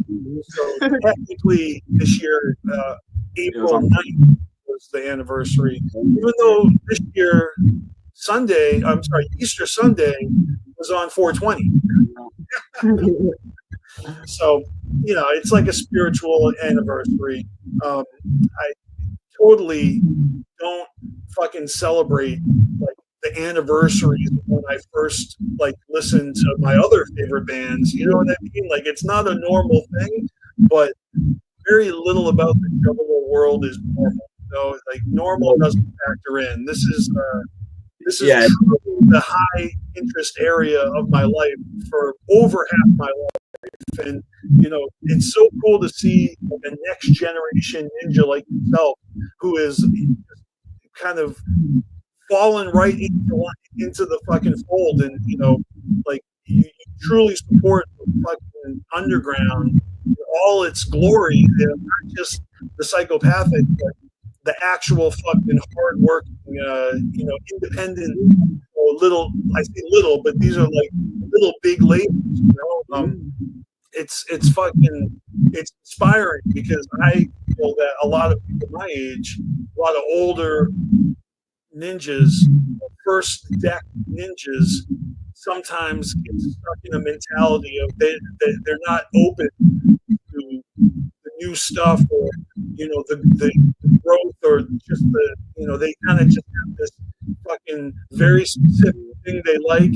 They're not interested in anything else. So, you know, what am I trying to say? Very careful. There's a lot of haters out there. I appreciate that. Like, I really do appreciate that, especially coming from you. You know, because you're definitely an OG. I definitely consider you like an OG. When I talk about like OGs in like the juggler world, I'm like BC is the first one that comes to mind. You know. Like honestly, yeah, I've tried to carry on what was given to me, and what was like, because like honestly, a lot like my aunt and my uncle, they can't go as hard as they can at shows anymore, like the way they used to. I feel that. And like, honestly, these days they've kind of taken a break on shows. Like I don't really go to shows with my aunt or my uncle that often. It's a really rare occasion where I do like get to have that moment with them anymore. So how do they feel about, like, you know, you're like kind of not replacing, but picking up where they left off, you know? And I think honestly, like I've talked to my aunt, my uncle about it, and they always knew. I remember even when I was younger, like after shows and stuff, I've heard like even from like homies that know my aunt, my uncle that I grew up with and stuff. Like I've heard it from them, like they always wanted me to be the dopest little ninja that was gonna be that was gonna like they're like that was their goal, was to make me the dopest ninja to come out of this, you know. you're like a test tube juggalo. You've been fucking specifically engineered to be fresh as fuck. Literally, like honestly, I don't know. I don't know how to describe it because I remember even at a young age, like I remember they were like, we're not gonna do this with you. Where like you're gonna get older, and you're gonna tell us like get out of here, like you're gonna tell us like it's gonna be like you're gonna be in that crowd by yourself, and you're not gonna have us like. And I knew eventually that time was gonna come. I didn't know it was gonna come so soon into my life because I was like honestly I seen like when I see Scum and Esham, I'm like, all right, I know it's all good. But then, like when I see my aunt and my uncle, they're like, we're too old for this stuff right now. Like we can't go to shows like the way we used to. And I'm like, And that's what I'm saying. There's a lot of juggalos that I know who fall into that category, and I don't want to call them haters because just because you don't consume everything or support everything, it yeah, doesn't mean you're a hater. And maybe that's kind of rude of me to say, but the only reason I say that is because there are also some very outspoken haters that aren't afraid to shit on whoever it is they be hating. yeah, yeah. That's where I kind of like everybody likes to like. I get it. It's a trend these days to hate on Twisted and whatnot. But like I grew up liking both. I like that's who my aunt, my uncle, like my aunt was never ever the biggest Twisted fan. Like my aunt was never ever like a super big Twisted fan. Like she was honestly probably like she it wasn't her thing. She liked Twisted and everything. She liked seeing them live and everything, but it was not really like she was not really that was not her cup of tea, you know. She didn't really listen to Blaze. Like I think honestly, like she more leaned so towards like the ABKs, the Eshams, and like Interesting. yeah. So Well, like it's like every artist like brought something a little different to the table, and it really is like it just depends on you. You know what I mean? Because like Blaze had a certain swagger to him, and ABK he has a very unique. All right, let's just call a spade a spade. He's got a lisp, but he's got that native warrior vibe. yeah. ABK was really big out. I don't know if you know, but ABK is really big out here in New Mexico. Well, oh, I know that. Are you kidding me? No, that is exactly what I'm talking about. ABK has his little niche, and he gets in where he fits in. And it's no different. It gets in where they fit in, and maybe there's a bit of a broader like horror, like like the horror, like the mask, the act, and the pale face that almost like they're skeletons or ghosts, and you can kind of put whatever meaning you want on that. Depends on if you're into the psychopathic Looney Tune, serial shit, or if you're into their perverted fucking like always be there's vampires from the Pendulum. Oh yeah. Yeah, they were the vampires from the Pendulum. That's how I kind of like deciphered their paint was. I think that they're vampires from the Pendulum. You're talking about the Chaos Comics. Yep. Yeah. Okay. Yeah.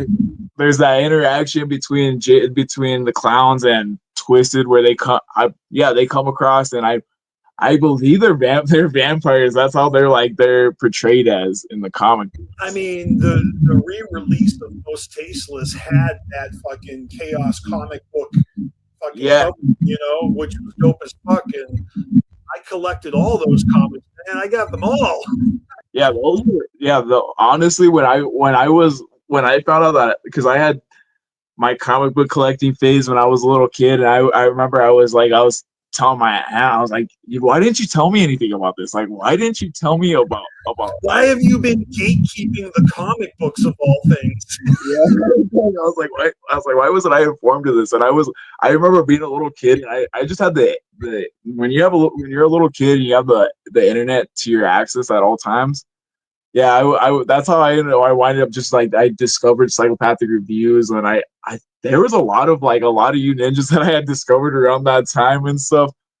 Where I remember I think it was I don't remember who this ninja was in particular, but I remember he had a review of all the comic books and everything. He was something that had to do with the Jekyll brothers. I remember it was like a Jekyll. It was before Janister. Maybe it was fuck, um, Scary Gary, I think it was Scary Gary. Yeah, I believe it was. because And I he had Jekyll in his name. But he changed it to Scary Gary. yeah, I believe that's who it was because because I remember he did have. I was like, how did I not know about this? And I'm like 10 years old. I'm like, how did I not know about this? Well, you're 10 years old. Like you're not gonna know everything. I have these Beanie Boys. I was like, these are just as old as these, and I'm like, they're different things. Like, I mean, I'm pretty sure that there's advertisements for those Beanie Boys, like they used to have like ads for whatever album was being promoted. You know what I mean? The ICP action figures, the Play with Me action yeah, figures. I have the pendulum ones, like kind of staring right at me. Not Well, what was funny about the first ICP action figures is because it was Great Malenko era where they still had dreadlocks, but it came out after they had already cut their hair for the Jekyll Brothers era, so it was already a throwback when it was brand new. I have that Shaggy staring at me actually from the play with. Believe it or not, so this is how long ICP's been roaming around my life. So like probably like when I was old enough to start playing with toys and whatnot, I had my favorites were my wrestling figures. Fucking I don't know whose brilliant idea was to give me all these old school ass icy, like at the time they were new. They're well, not all of them were new, but at the time they were new to me. I had the old school. I had the Play With Me action figures. I just have the Shaggy right now. I don't know where Jay went. Like Jay got lost like 15 years ago. Don't even ask me about Jay. Those used to be got up and walked off like literally Toy Story. Those used to be my tag team champions too, because I used to use them with the wrestlers all the time. Those used to be and I remember I had like a storyline in my little creative head that just invaded WWE and stuff, and John Cena aligned himself with JCW and my universe and everything. That guy has stood the test of time. That was Shaggy that's looking across from me. He's stood the test of time. He's shown me how long I've been down. That's fucking hilarious. Did you watch WrestleMania this year?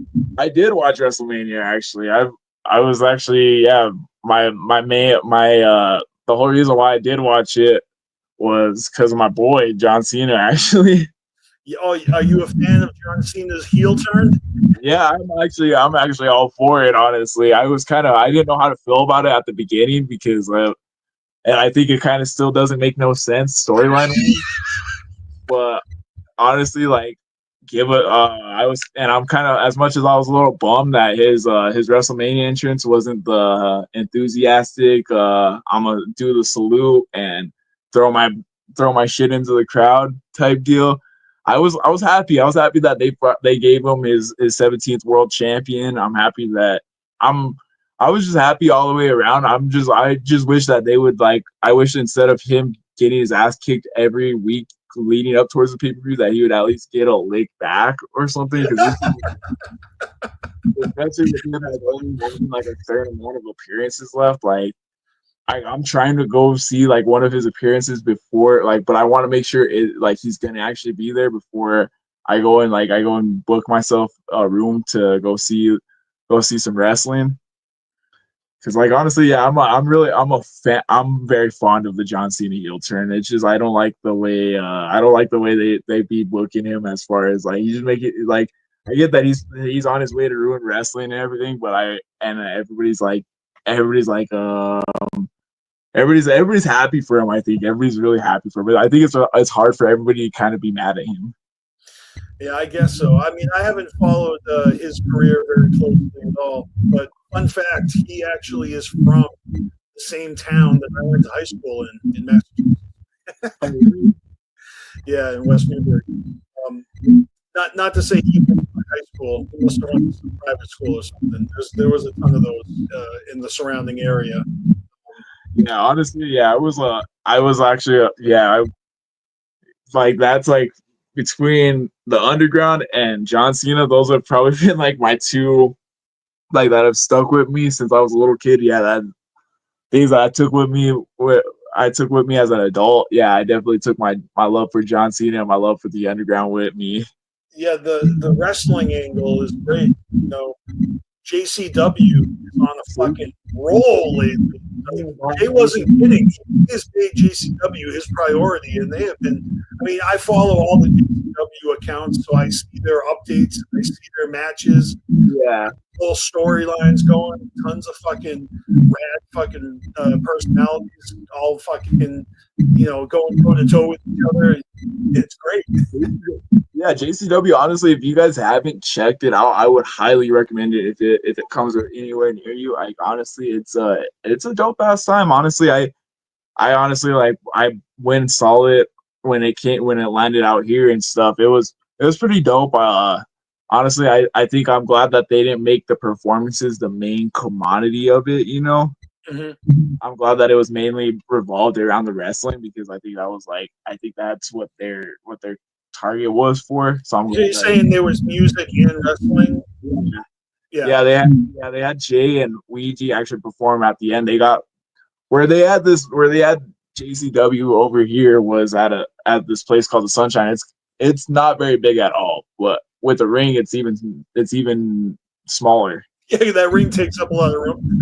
Yeah, so, and it's not a very big ring either. It's like, but that ring like took up a shitload of room, and I was kind of curious on how how the mathematics and how the science was going into I this. mean, did it sell out or was it packed? It was packed. It was definitely packed. I don't know if it because when they cleared out the ring and everything, the crowd didn't look very big. But when it was when the ring was set up and everything, yeah, everybody was squished up. Like I just chilled up like in the bar the entire time because I was like, yeah, we're not going through that crowd.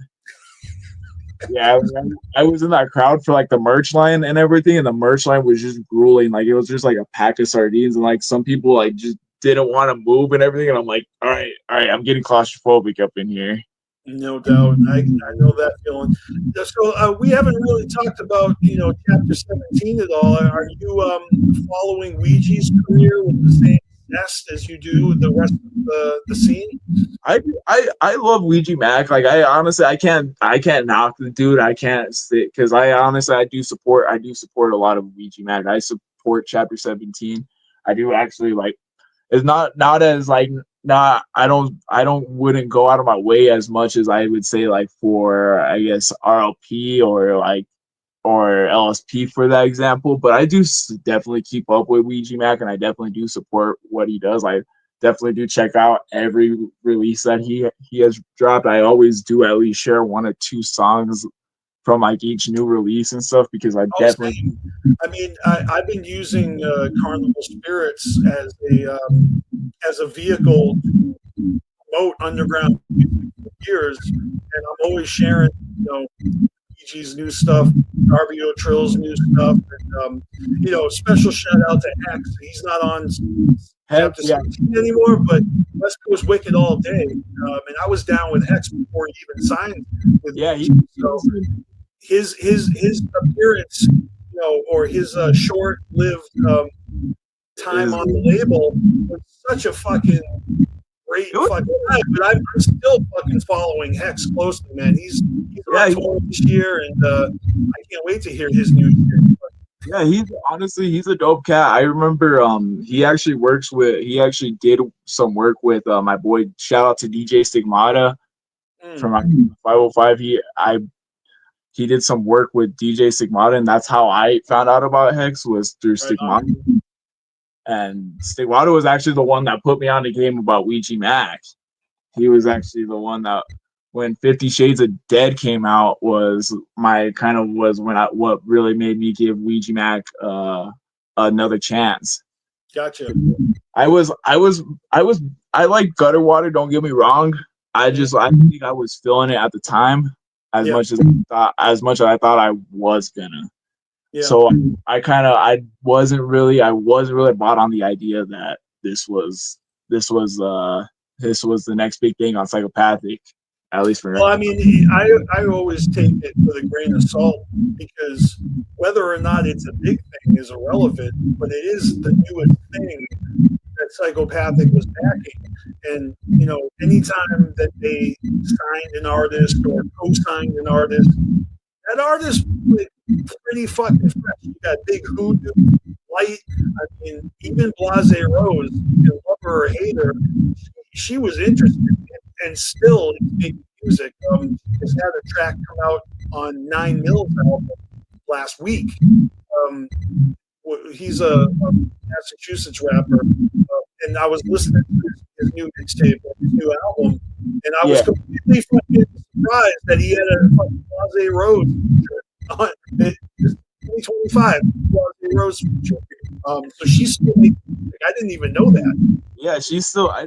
I've heard small things here and there from Blase, but yeah, it was honestly like I wasn't drawn on the idea of Ouija like the way I was with everybody else that had came before him, you know. And I don't know if it was I was getting older, you know, but I couldn't use that as an excuse. I was like, you know what? I was like, let's try like, and I had heard about Ouija Mac through Swag Tooth and everything, like when I was a kid and everything, and I was like, I like that stuff. I was like, let me dive into a little bit more of what he's got going on in his world. I mean, he definitely has his own lane that he is fucking moving swiftly through. He just release after he drops an average of like 3 or 4 albums or releases per year, and you got to respect that. He's got great fucking collaborators. I love Devereaux and Shaggy the Airhead's music. And talk about the production is fucking dope. And again, like, the way that he reps the hatchet, just with fucking no unapologetically, he's just like so juggalo. It's all over his music, and he's really inspired like a whole next generation of new wicked, fucking rappers that I mean, I fucking love it, and at the same time I'm a little overwhelmed by it because it's like the whole juggalo community is trying to get main stage. You know what I mean? everyone's fighting like crabs in a bucket to be that dude, and so anyone who's fucking shining right now, like I wish everyone. It's like fucking Squid Game, Good luck.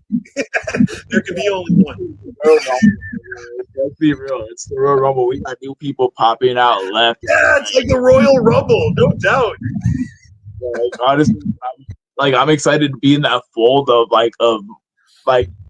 being a commodity of, because I don't know if it's gonna be. I'm gonna definitely bring my spin on the Juggalo shit. Like I'm not. Metaphorically speaking, you're gonna enter the ring as like the new cat in the fucking Rumble. Yeah, literally. Yeah, and honestly, I'm like really looking forward to it because honestly, I got so like I kind of like I showed a few people like the new tracks and everything, and everybody's like, I fucks with it. It's different. It's different. Like different is good to me. When I hear different, it's good to me. That's what I'm trying to go for. It's different. Well, that makes a lot of sense because if it was like, oh, you sound exactly like so and so, then it would be very hard to stand out and have your own voice if you sound like somebody else. Yeah, and honestly, that's where I was like, when I'm like doing some of the stuff, I'm like, all right, it's not, and I was like, I had to, because like I don't really, well, I'm not that cat where I could bust out some wicked shit, where I could get into that kind of mentality, I have to, but like I can spit some dope ass hip hop. I could fucking like a lot of you're coming out as a lyrical hip hop artist. You're not going in for the horrorcore angle. Yeah, not necessarily. Honestly, it's more hip hop based than anything. Because I've honestly I've been more like as far as like lyrically inspired and stuff. Like a lot of people don't know is like I got a lot of I've been inspired by cats that are. They're not Juggalo, but they're familiar with the Juggalo sound. Like let's say Dizzy Wright. Dizzy Wright's a Dizzy writes Dizzy writes the shit. I listen to all his new stuff when he drops it. You know. Yeah, Dizzy's like one that I've always leaned towards too, as far as like, especially when I'm not necessarily in the mood for, like, let's just say I'm not necessarily in the mood for anything. Dizzy Wright, he was on Dunk Volume. And I used to listen to all those dudes. I'm also a big fan of Jared Benton. Jared Benton, yeah, shout out to Jared Benton. Yep, yeah, and then like Necro's another big cat that I'm like heavily influenced by. Necro. Just Psychological Records in general, Mr. Hyde, Ill Bill, as of that nature. I've been really touched by, as far as like their music and everything. I'll tell you this: I was so shocked when I saw that Ill Bill had reconciled with his former group collaborators in nonfiction, and they started releasing re-releasing old tracks on digital platforms, shows again. And I swear, like 20 years ago, when I was really following Ill Bill and I was a big fan of La Coca Nostra when that was new. With Slain and Blast and Danny Boy and DJ Lethal. Yeah. Vinny Paz and Jedi Mind Tricks and who else is in that fucking wheelhouse? The Rugged Man. Oh, R.A. the Rugged Man for sure, absolutely. I'm forgetting something on the tip of my memory. Technique. What is his name? Let me see if I can find the track. Because he's one of my favorites, but I'm drawing up. I swear there was a new song. Because I like to save all the new releases so I can find them quickly, so I can share them on Instagram. There's that kid track came out.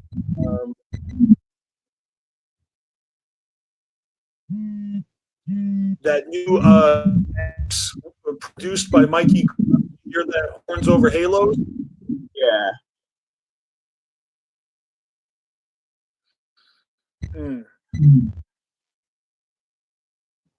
Kung Fu Vampire Buckshot, got that new Double Dragon album. Oh, Kung Fu Vampire Buckshot. That's, yeah. Shout out Kung Fu Vampire Buckshot. I ran into Kung Fu Vampire at the Float a few years ago. Cool cat. So you were there when he came out wearing the Violent J mask?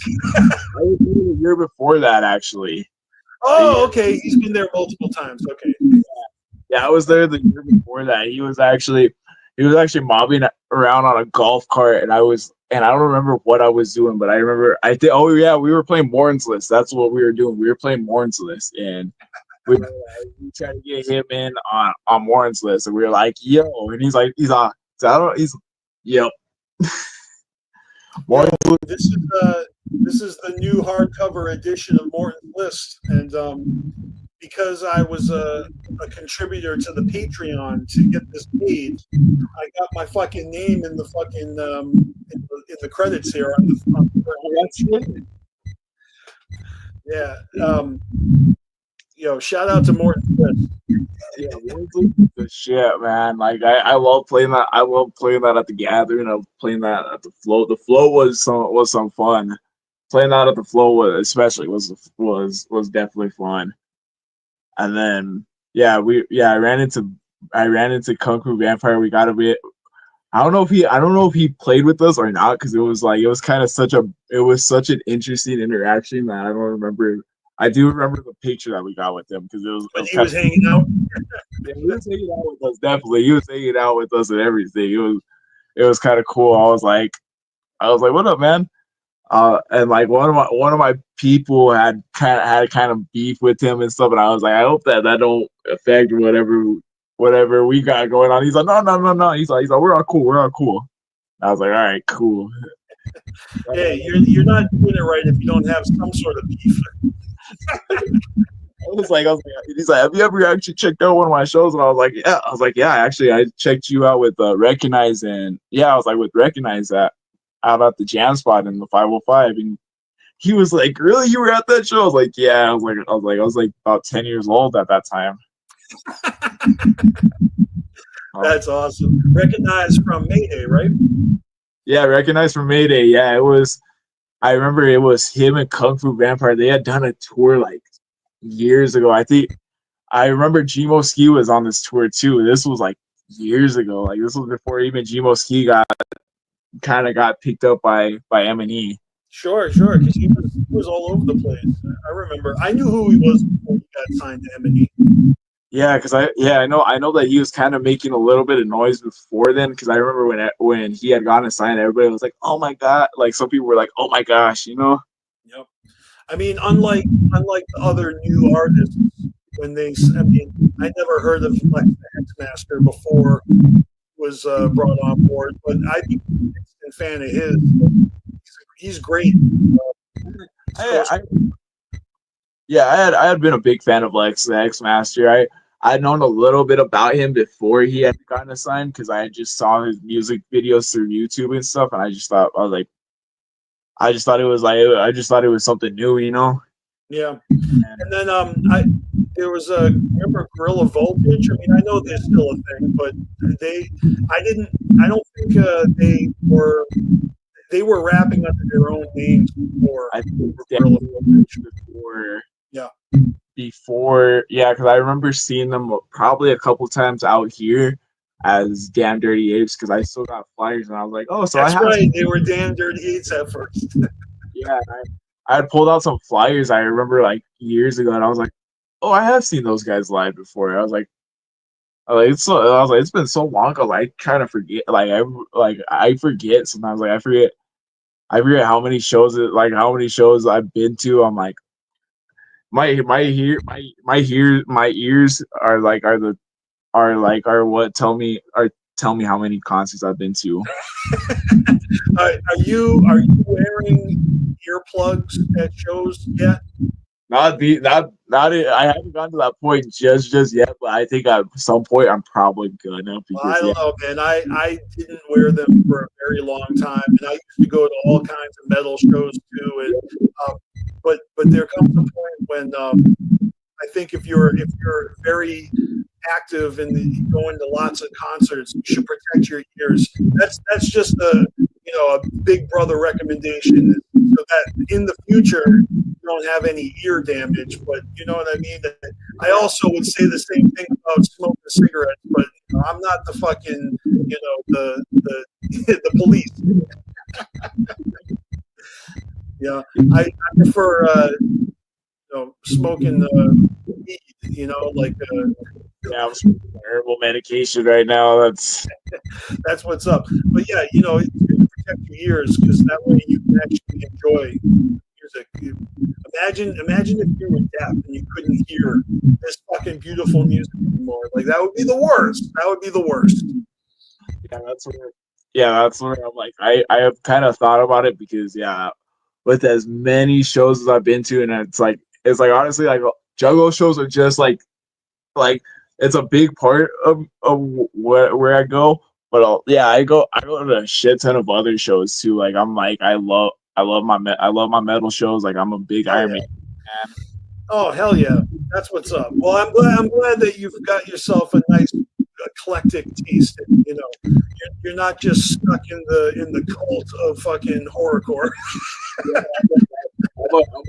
I'm a huge old net early 80s to 90s metal is like my shit. Like I love anything from that era of metal. Like other than if you bring me Korn, I'm gonna probably turn you away because I've never been a big fan of Korn.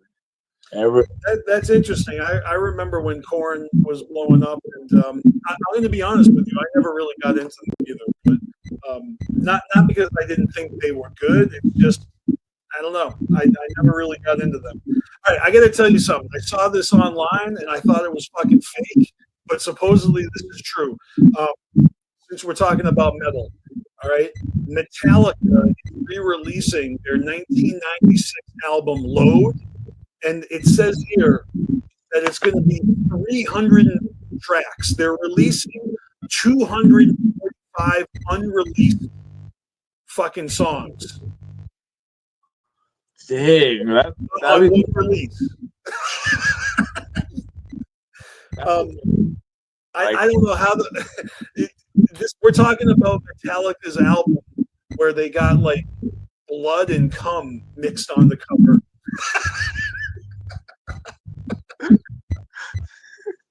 yeah. And I'll be honest with you, I actually bought that CD when it came out back in 1996. Yeah, that is. I mean, I don't know if that's fucking like embarrassing.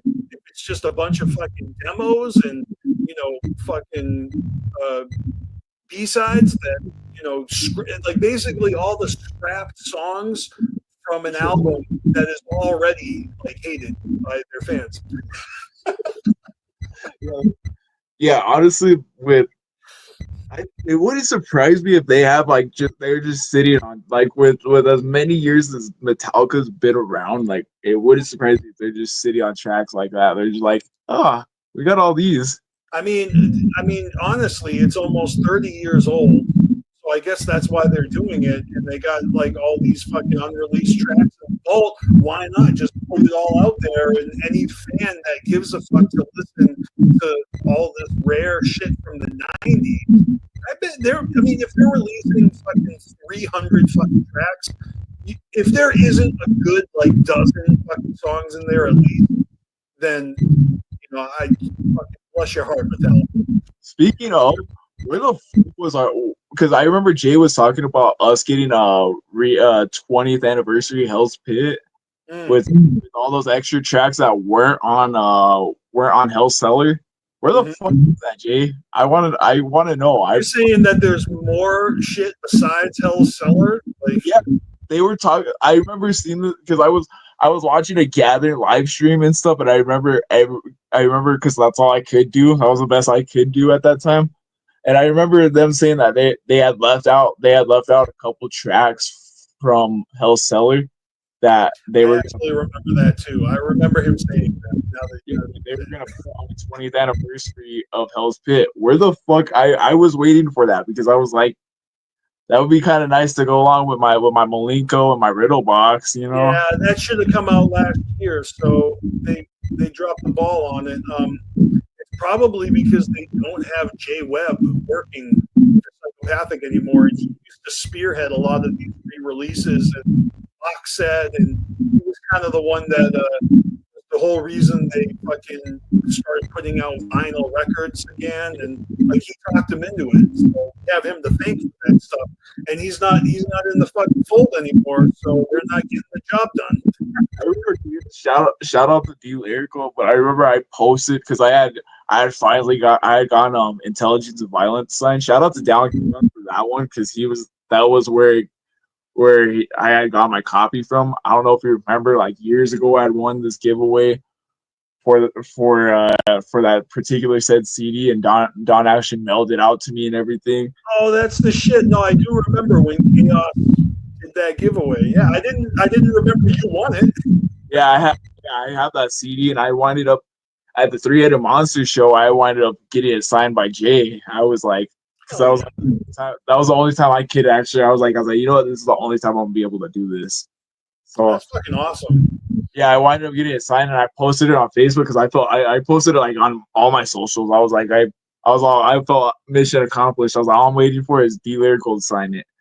And I remember when I posted it, Jay Webb had commented. He was like, I kind of wish that CD didn't exist. I was like, damn.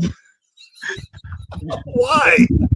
And like D Lyrical was like, ouch, that hurt. And then he was like, it was I guess from what he had said was that it wasn't nothing on the aspect of D Lyrical being on the project or it being old. It was because they had to get an X amount of those copies pressed before the Carnival Carnage show. I remember that. It was going to be for everyone who attended that one show. They were going to perform Carnival Carnage. Yeah.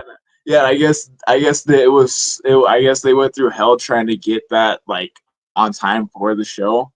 So he was like, I kind of wish that shit. Like he was like, he like commented. I was like, ouch. I was like, damn. I was like, it does exist, and it's happily in my collection, sitting here. Like, Well, maybe that's a little deaf, like just to make that comment without the explanation why. It just seems like he's being salty for no reason. But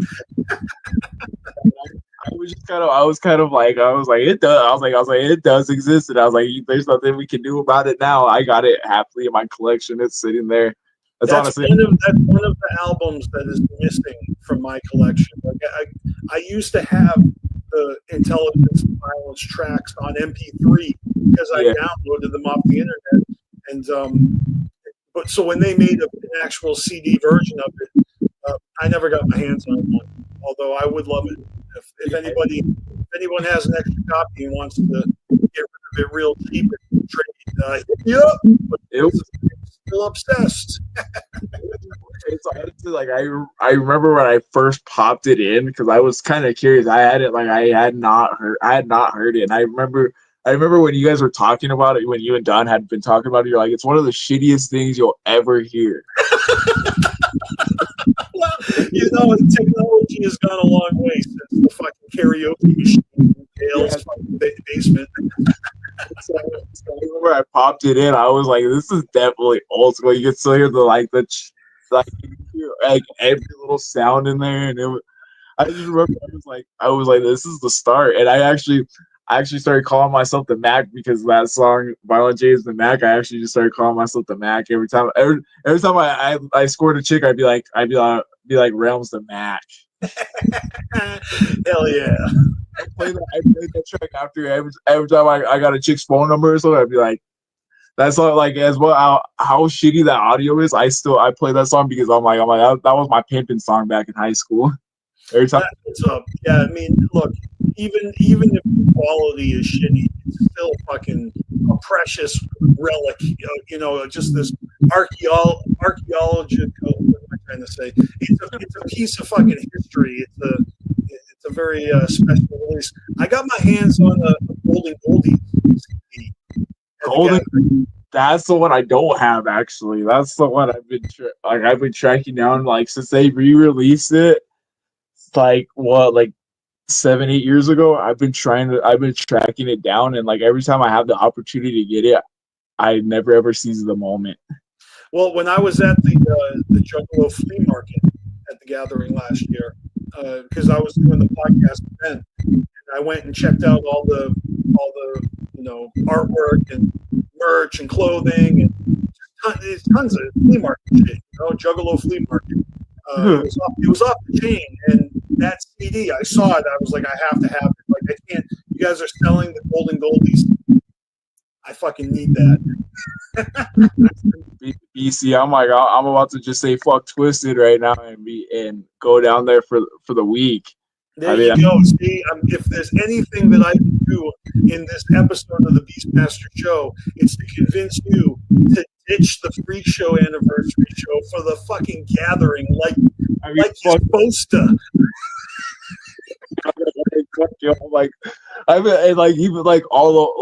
I had a whole shout out to Ashley. She kind of was the reason why I'm tempted by it because what was it literally like she's like you should do it. She's like you should do it. She's like I'll buy my tickets, and she's like we need to gather together. We haven't gathered together. I'm like, it's looking more and more like the scales are tipping in your favor. By the way, this year it's the 25th annual Gathering of the Juggalo. This year it is the Gathering of Legends. I mean, I don't know how I'm selling it to you. You already know. The fucking I gotta say the infomercial video that they put out is so dope. Like going to the something to see from Yum Yum, like it is so funny. It makes it look fucking amazing. I mean, like, there's nothing like it. Like I remember when I went out there and stuff. I remember like, yeah, there's just like nothing like that feeling of being out there, and like it could be the shittiest of lineups, and you're just like you're like looking forward to it. And honestly, like at this point, we all know. Like I think what these past couple years have taught us is that we don't even come out for the lineup anymore.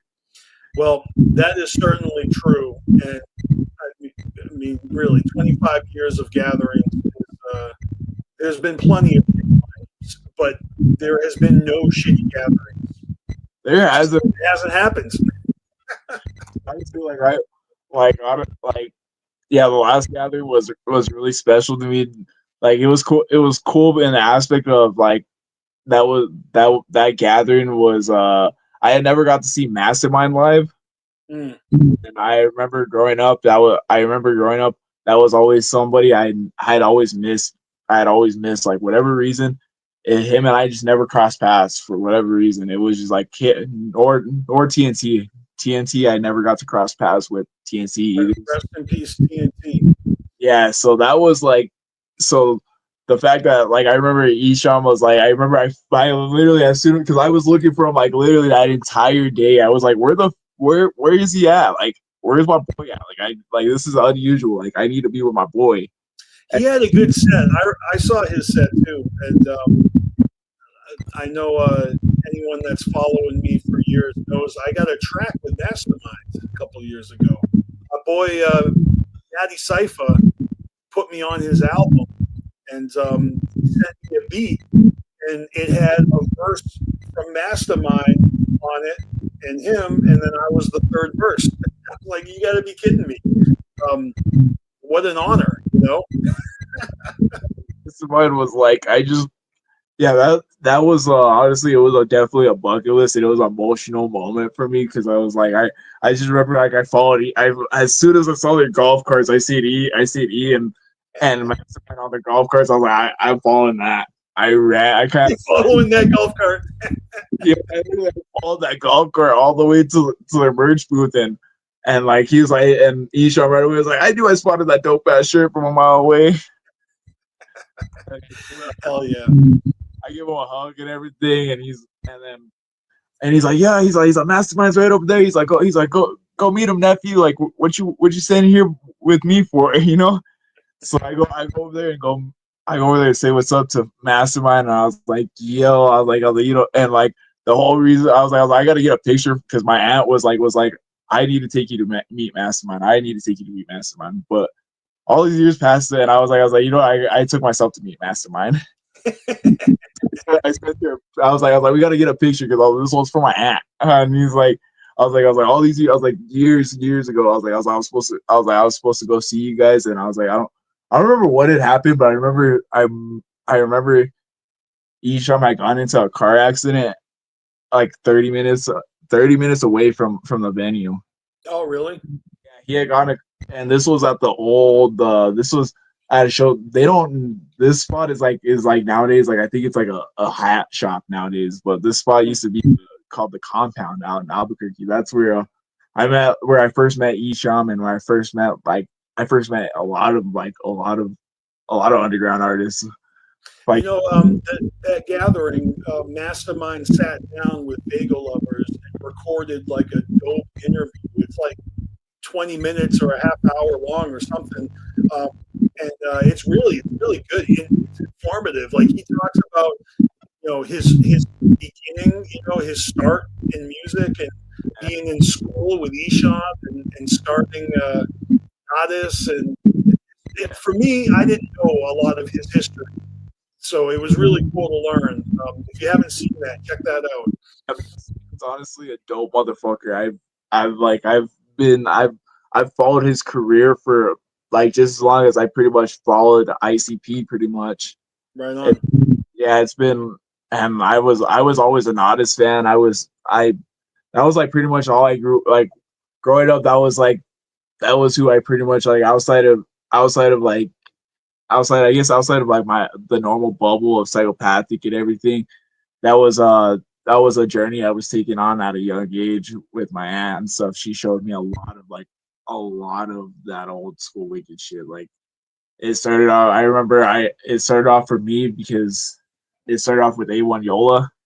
Oh, I love A1 Yola. Like was the starting point for me as a kid, and that's where I got my love for Isham. And then they backtracked. They were like, all right, we got him up. We got him on the psychopathic stuff. Let's get him on that. Let's get him on that real life shit. Mm-hmm. I remember I heard Dead Flowers and Closed Casket at a young age, and oh my gosh. What do you think of that reimagining of Closed Casket that came out recently? You heard that? Yeah, I have heard it. Honestly, I was it's different. It's definitely a different take on Closed Casket. And What I understand is that usually Sean is producing his own music, right? But this case, he's working with other younger producers, so it's a collaboration. yeah, It's not just him. It's not his reimagining. I mean, it's reimagined through some other cats. You know, I don't know who they are. yeah. I don't know who. I don't remember who it exactly was, but yeah. Like, I don't even know if it's one dude that remastered or if it's like multiple people, but I did see Isham talk about it, you know, on his Instagram, and he was just talking about how he loves working with like young artists and younger producers, and I'm like, well, of course, because you're old as dirt. No, I'm just kidding. He's not old as dirt, but these guys are getting older now. They've been making music since they were teenagers. You know, these past 30 years, it's they're still fucking keeping the bar nice and high, you know. You kind of got to they got to keep honestly. I feel like if Isham don't get his I'm glad that a little bit more people are starting to catch on that Isham is the founder of this world and everything. I think people know that he is the founder, but Yeah. I think the difference is like just because he founded it doesn't mean that he still is in the conversation, but he is making it so that he deserves to still be in the conversation because he keeps on putting out new music and he's not following any trend. Like a lot of people copy him, he's not copying anybody. He's going off into different, you know, I mean, honestly, he's not the first person to get a band on stage, have a drummer and guitar, but he's not just doing the same fucking album every fucking time. Every album sounds completely different because he's bringing in different instrumentations or pulling from different inspiration. I mean, I'm just saying, like, he's eclectic as fuck when it comes to the music. Yeah, Isham, honestly, that motherfucker, I like to pick his brain because he's a genius. He's like that motherfucker went to school for that shit. And I never realized growing up why he was so hard on me about going to school and finishing school. It was because that motherfucker went to school and he he's an actual good mentor. That's what's up. Yeah, I finished truth be told, I finished high school because of Isham. That was I don't think I would have had the willpower per se if I didn't have Isham's word of advice.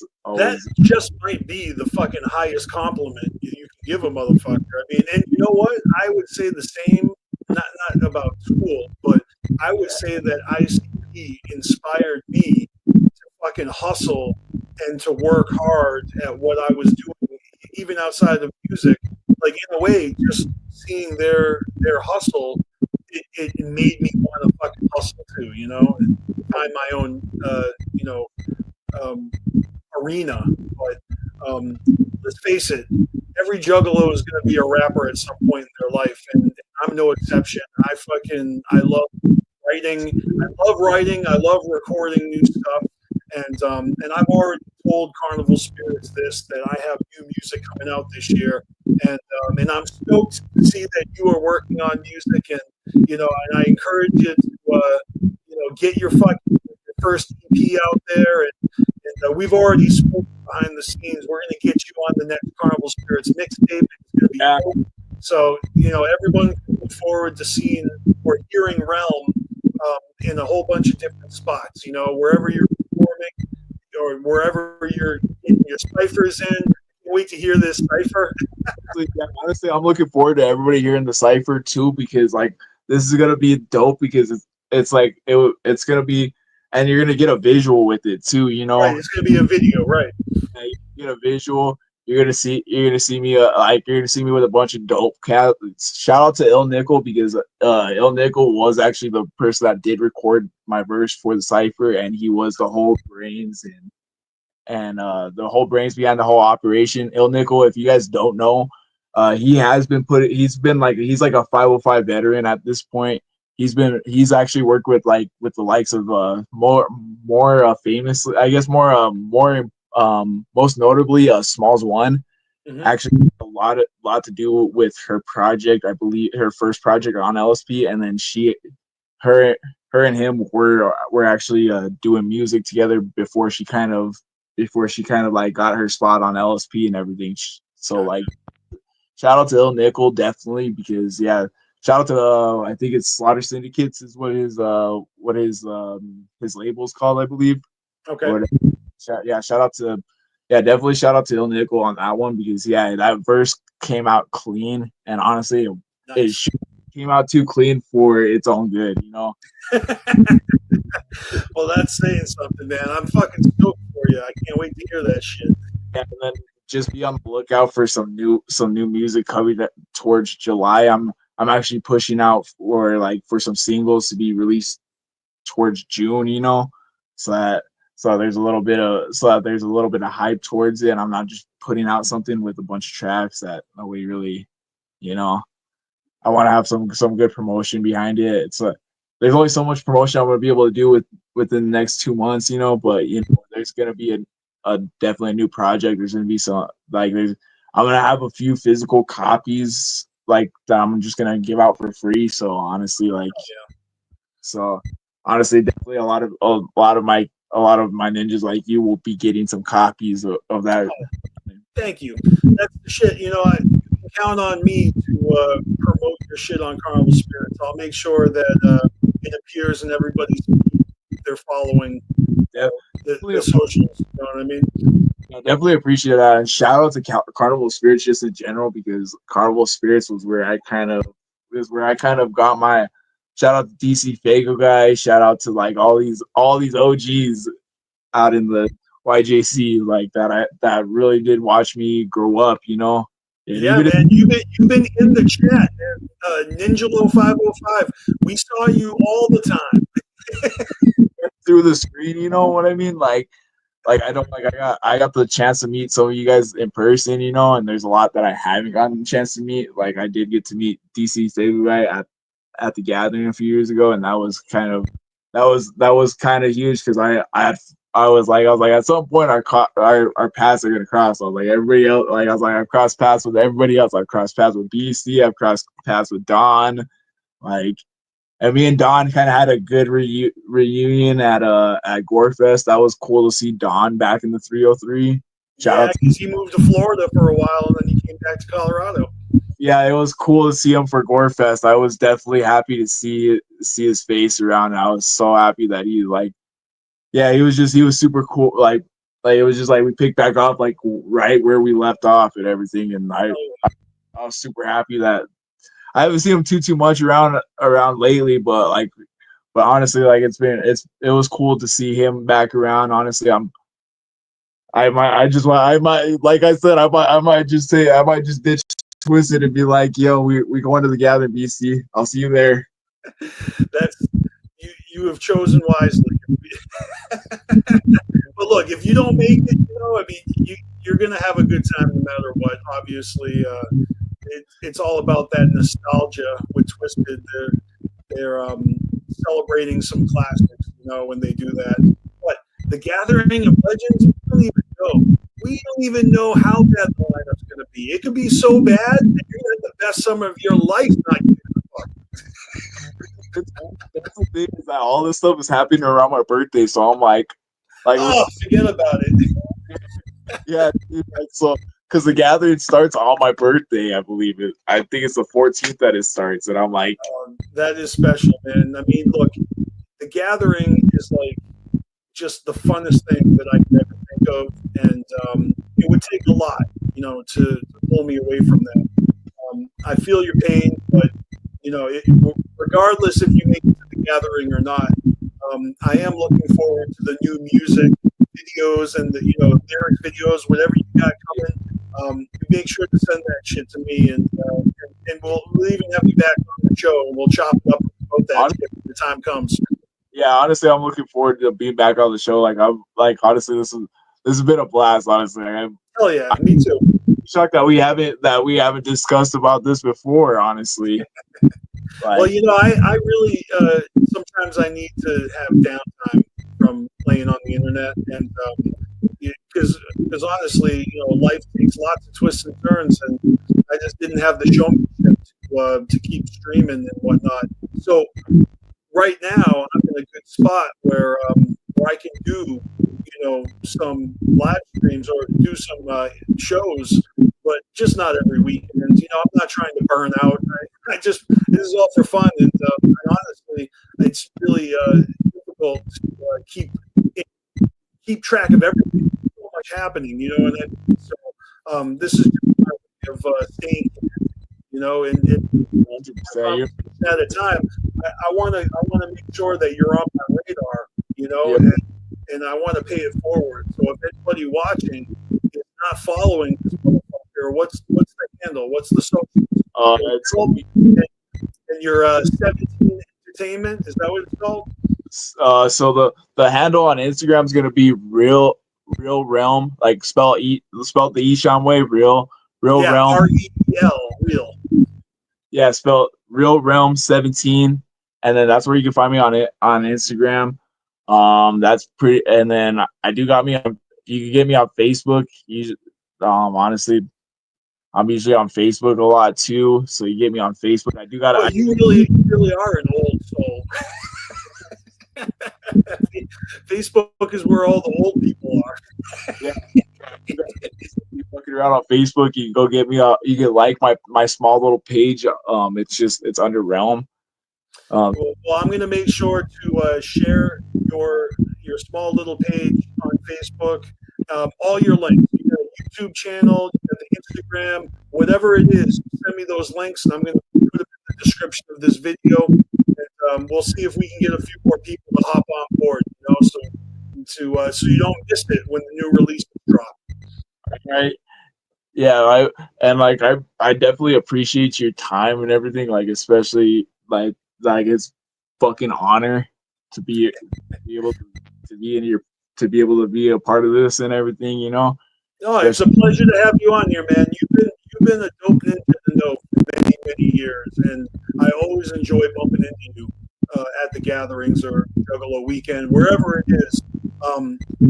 It's a pretty special bond that us Juggalos have formed over, and the reason why I fucking am keening for the gathering is because it's just the most fun, that you have, and I don't need to tell you; you already know.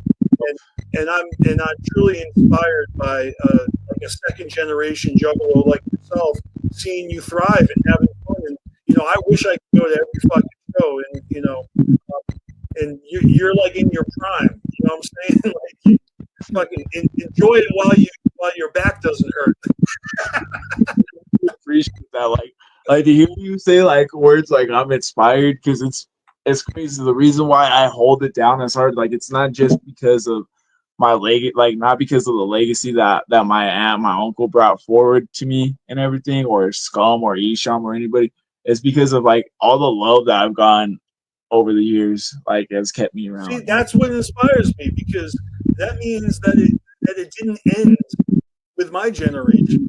Like, there's been a lot of tension between old school and new school, and you see a whole bunch of grumpy old juggalos hollering no new ninjas and stuff like that, when the truth is that you can't stop the rotating door. There's going to be people dropping the hatchet, and there's going to be new people picking it up, and that's just the way life works. And if that wasn't happening, man, the shows would just get smaller and smaller and smaller as we all die off. Like, we need you. And like I've been on that fence when I was younger, where like, and I still get it all the time. Like, you don't know what you're talking about. It's because I was born after the 6th. I get it. I was born during the 6th. Actually, I was born when the 6th was happening. Believe it or not, I actually went to my first show. I have lied about this the entire interview. I've been lying.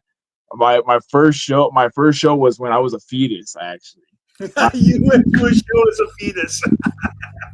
Was actually her last psychopathic show was Mirror Mirror Tour in 2002. Oh my god, you're killing me. You were at the Mirror tour as a fetus. Yeah,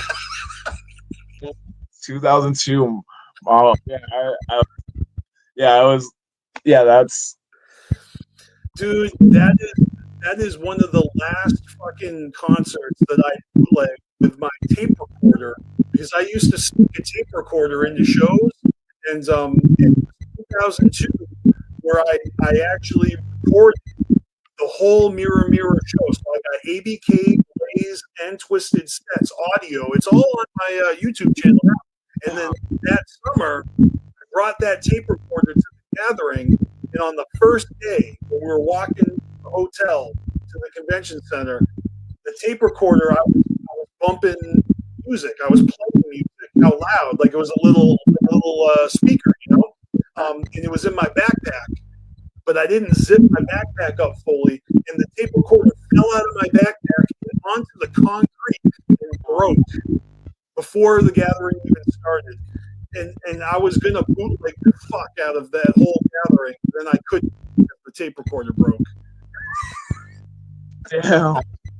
All this was happening while you were wasting time in a fetus. Yeah, that's how long I've been down. And I remember I was telling Jay, I was like, literally, I was like, dog, I was like, I've been down with you since I shot out the nutsack. Like, that's not even playing. Like, my parents' love story started off with being juggalos and stuff. Like, you literally were born a juggalo. That is insane. Yeah, like, I was born a juggalo. Like, and it's hard to describe to people. They're like, how long have you been down? I'm like, it's like, where do I start? Where do I begin? Before birth. Like, I don't know where, because like, honestly, like, if my, like, what I say to people like now is just like, I'm like, now I've been down 17 years because I think about it, I was about 5 years old, and that was when I kind of started remembering stuff, Sure. That's when, yeah, exactly. I mean, I think back when I was young and the music that I was exposed to, it really was. Music has always been special in my life. I mean, even my parents were musical and played piano and guitar and various instruments. So it's like, and my mom was a singer. She was singing in church and just loved to sing along with the oldies on the radio. So it's not like the wicked shit was introduced to me since birth, but my love of music has been central in my life, my whole life. And when I started discovering all these different genres and all the new stuff that there was experience, in the late 80s and the 90s. Yeah. Once I discovered the ICP, the House of Crazies of it all, it was like a real fucking treat because it opened the door to just something real special, So seeing that you have embraced it and you're rocking and rolling with it, this next generation is gonna be the one that fucking moves it forward. Whereas there's a lot of people that we don't have the energy to do that. I hope that I'm the head honcho of the new generation. I get to lead that movement forward. All right. Well, like you said, it's a Royal Rumble, so anything can happen. Just brace yourself for fucking barbed wire bats and fucking folding chairs, and who knows what kind of fucking heel turns are gonna happen. Yeah, that's where. And I've already been told that I've turned heel, so I'm like, they're like, you turned heel like your boy John Cena. I'm like, do I say you get nothing? Get nothing. Maybe that's what you have to do. That might be the key ingredient that is gonna fucking launch you into the next phase, this next era. I'll just be promoting music, and then like they'll be just like I'll start like promoting like a new CD and everything, and I'll get. And like all you're gonna get is snippets. That's all you're gonna get. Be like, you're not worthy enough of of listeners. That's right. It's exclusive. Well, this has been a blast. I think we should wrap this up.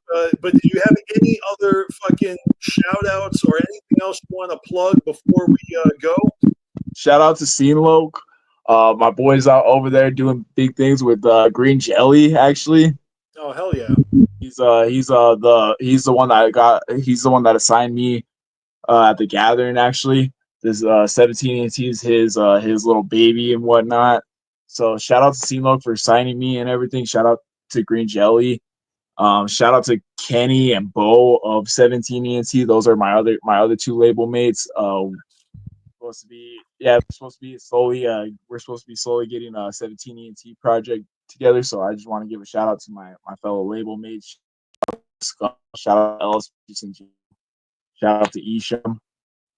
Just I want to give a shout out to all these people that we've been showing love to the past couple hours now. So that's the shit, man. I'm really excited for you, and I am looking forward to the new tunes. It's going to be fresh. Yeah, and I'm looking forward to seeing you at the gathering. It's not a question; it's going to happen. I am manifesting it. It just might have to go down. You heard it here. Yeah.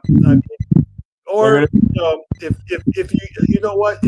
you miss it, you might as well go to the Freak Show 25th anniversary. That will probably be a good time. That is one of their best albums. You know what I mean? If there was ever a show for them to dedicate to, playing an album, is that what they're doing? They playing the album front to back? I hope so. Yeah, they're doing it, and the one night it's gonna be a one night only with Boondocks and A&B as well thrown on for Denver's. Right on. Well, all right. I will definitely see you at the gathering then. No doubt about it. That is what's up. There's no question where BeastMaster's loyalties fall, but I digress. It's all love. You know what I mean? I want everybody to be fine. If we don't see each other at the gathering, you already know I got love for you regardless. No doubt. Even if you're a Jeff. Just kidding, man. Twizzler for the night. That's all right, man. Everyone's got to be a Twizzler sometimes. I did when I went to Detroit for Hallowicked in 2018. You know I went to Fright Fest on Devil's Night. I did. I admit it. It was a good time. But all right, man. Again, thank you for joining me. Fucking RELM 17 ENT, fucking AKA NINJALO 505 from back in the day.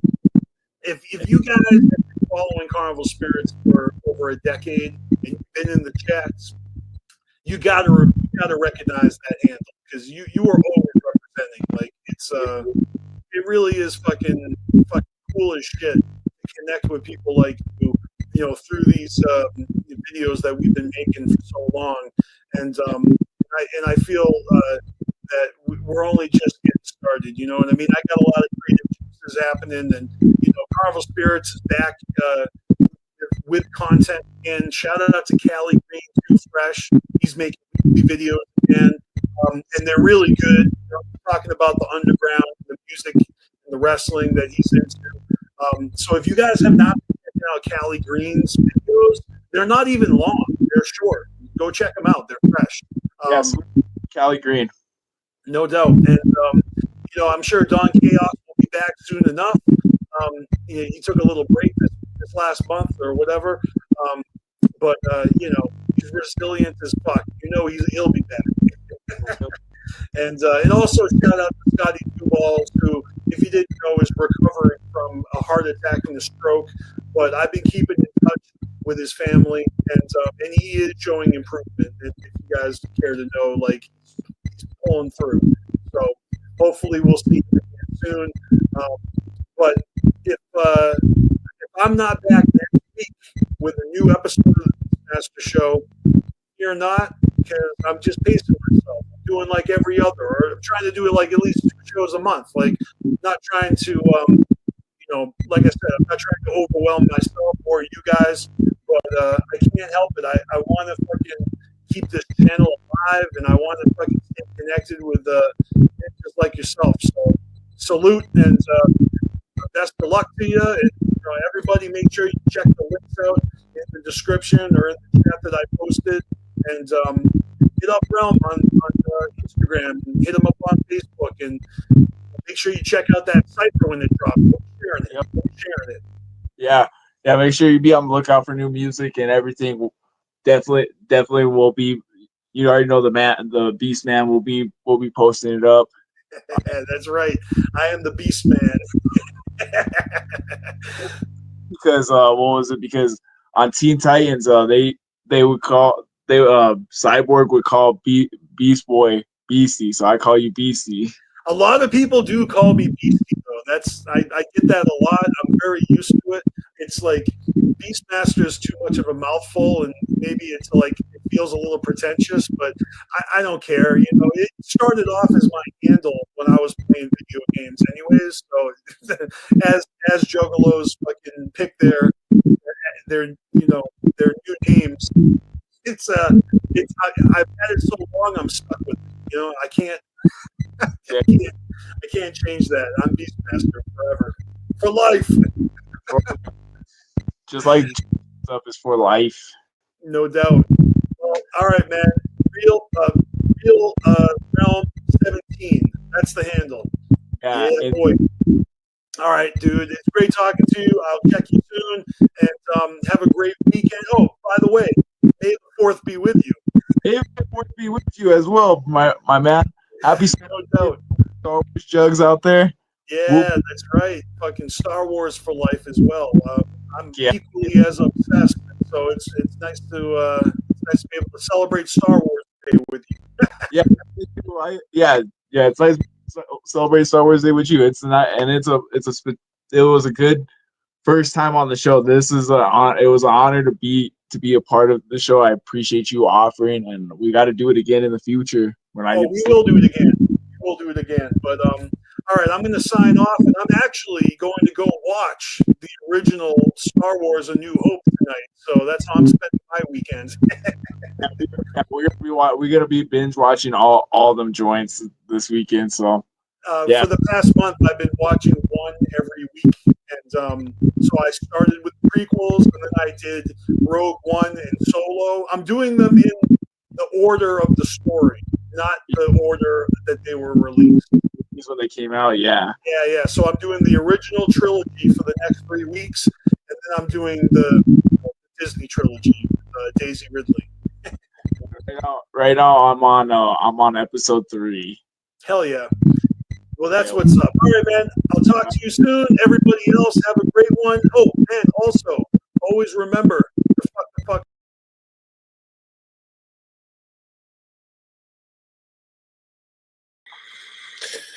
All right, folks. That's all she wrote.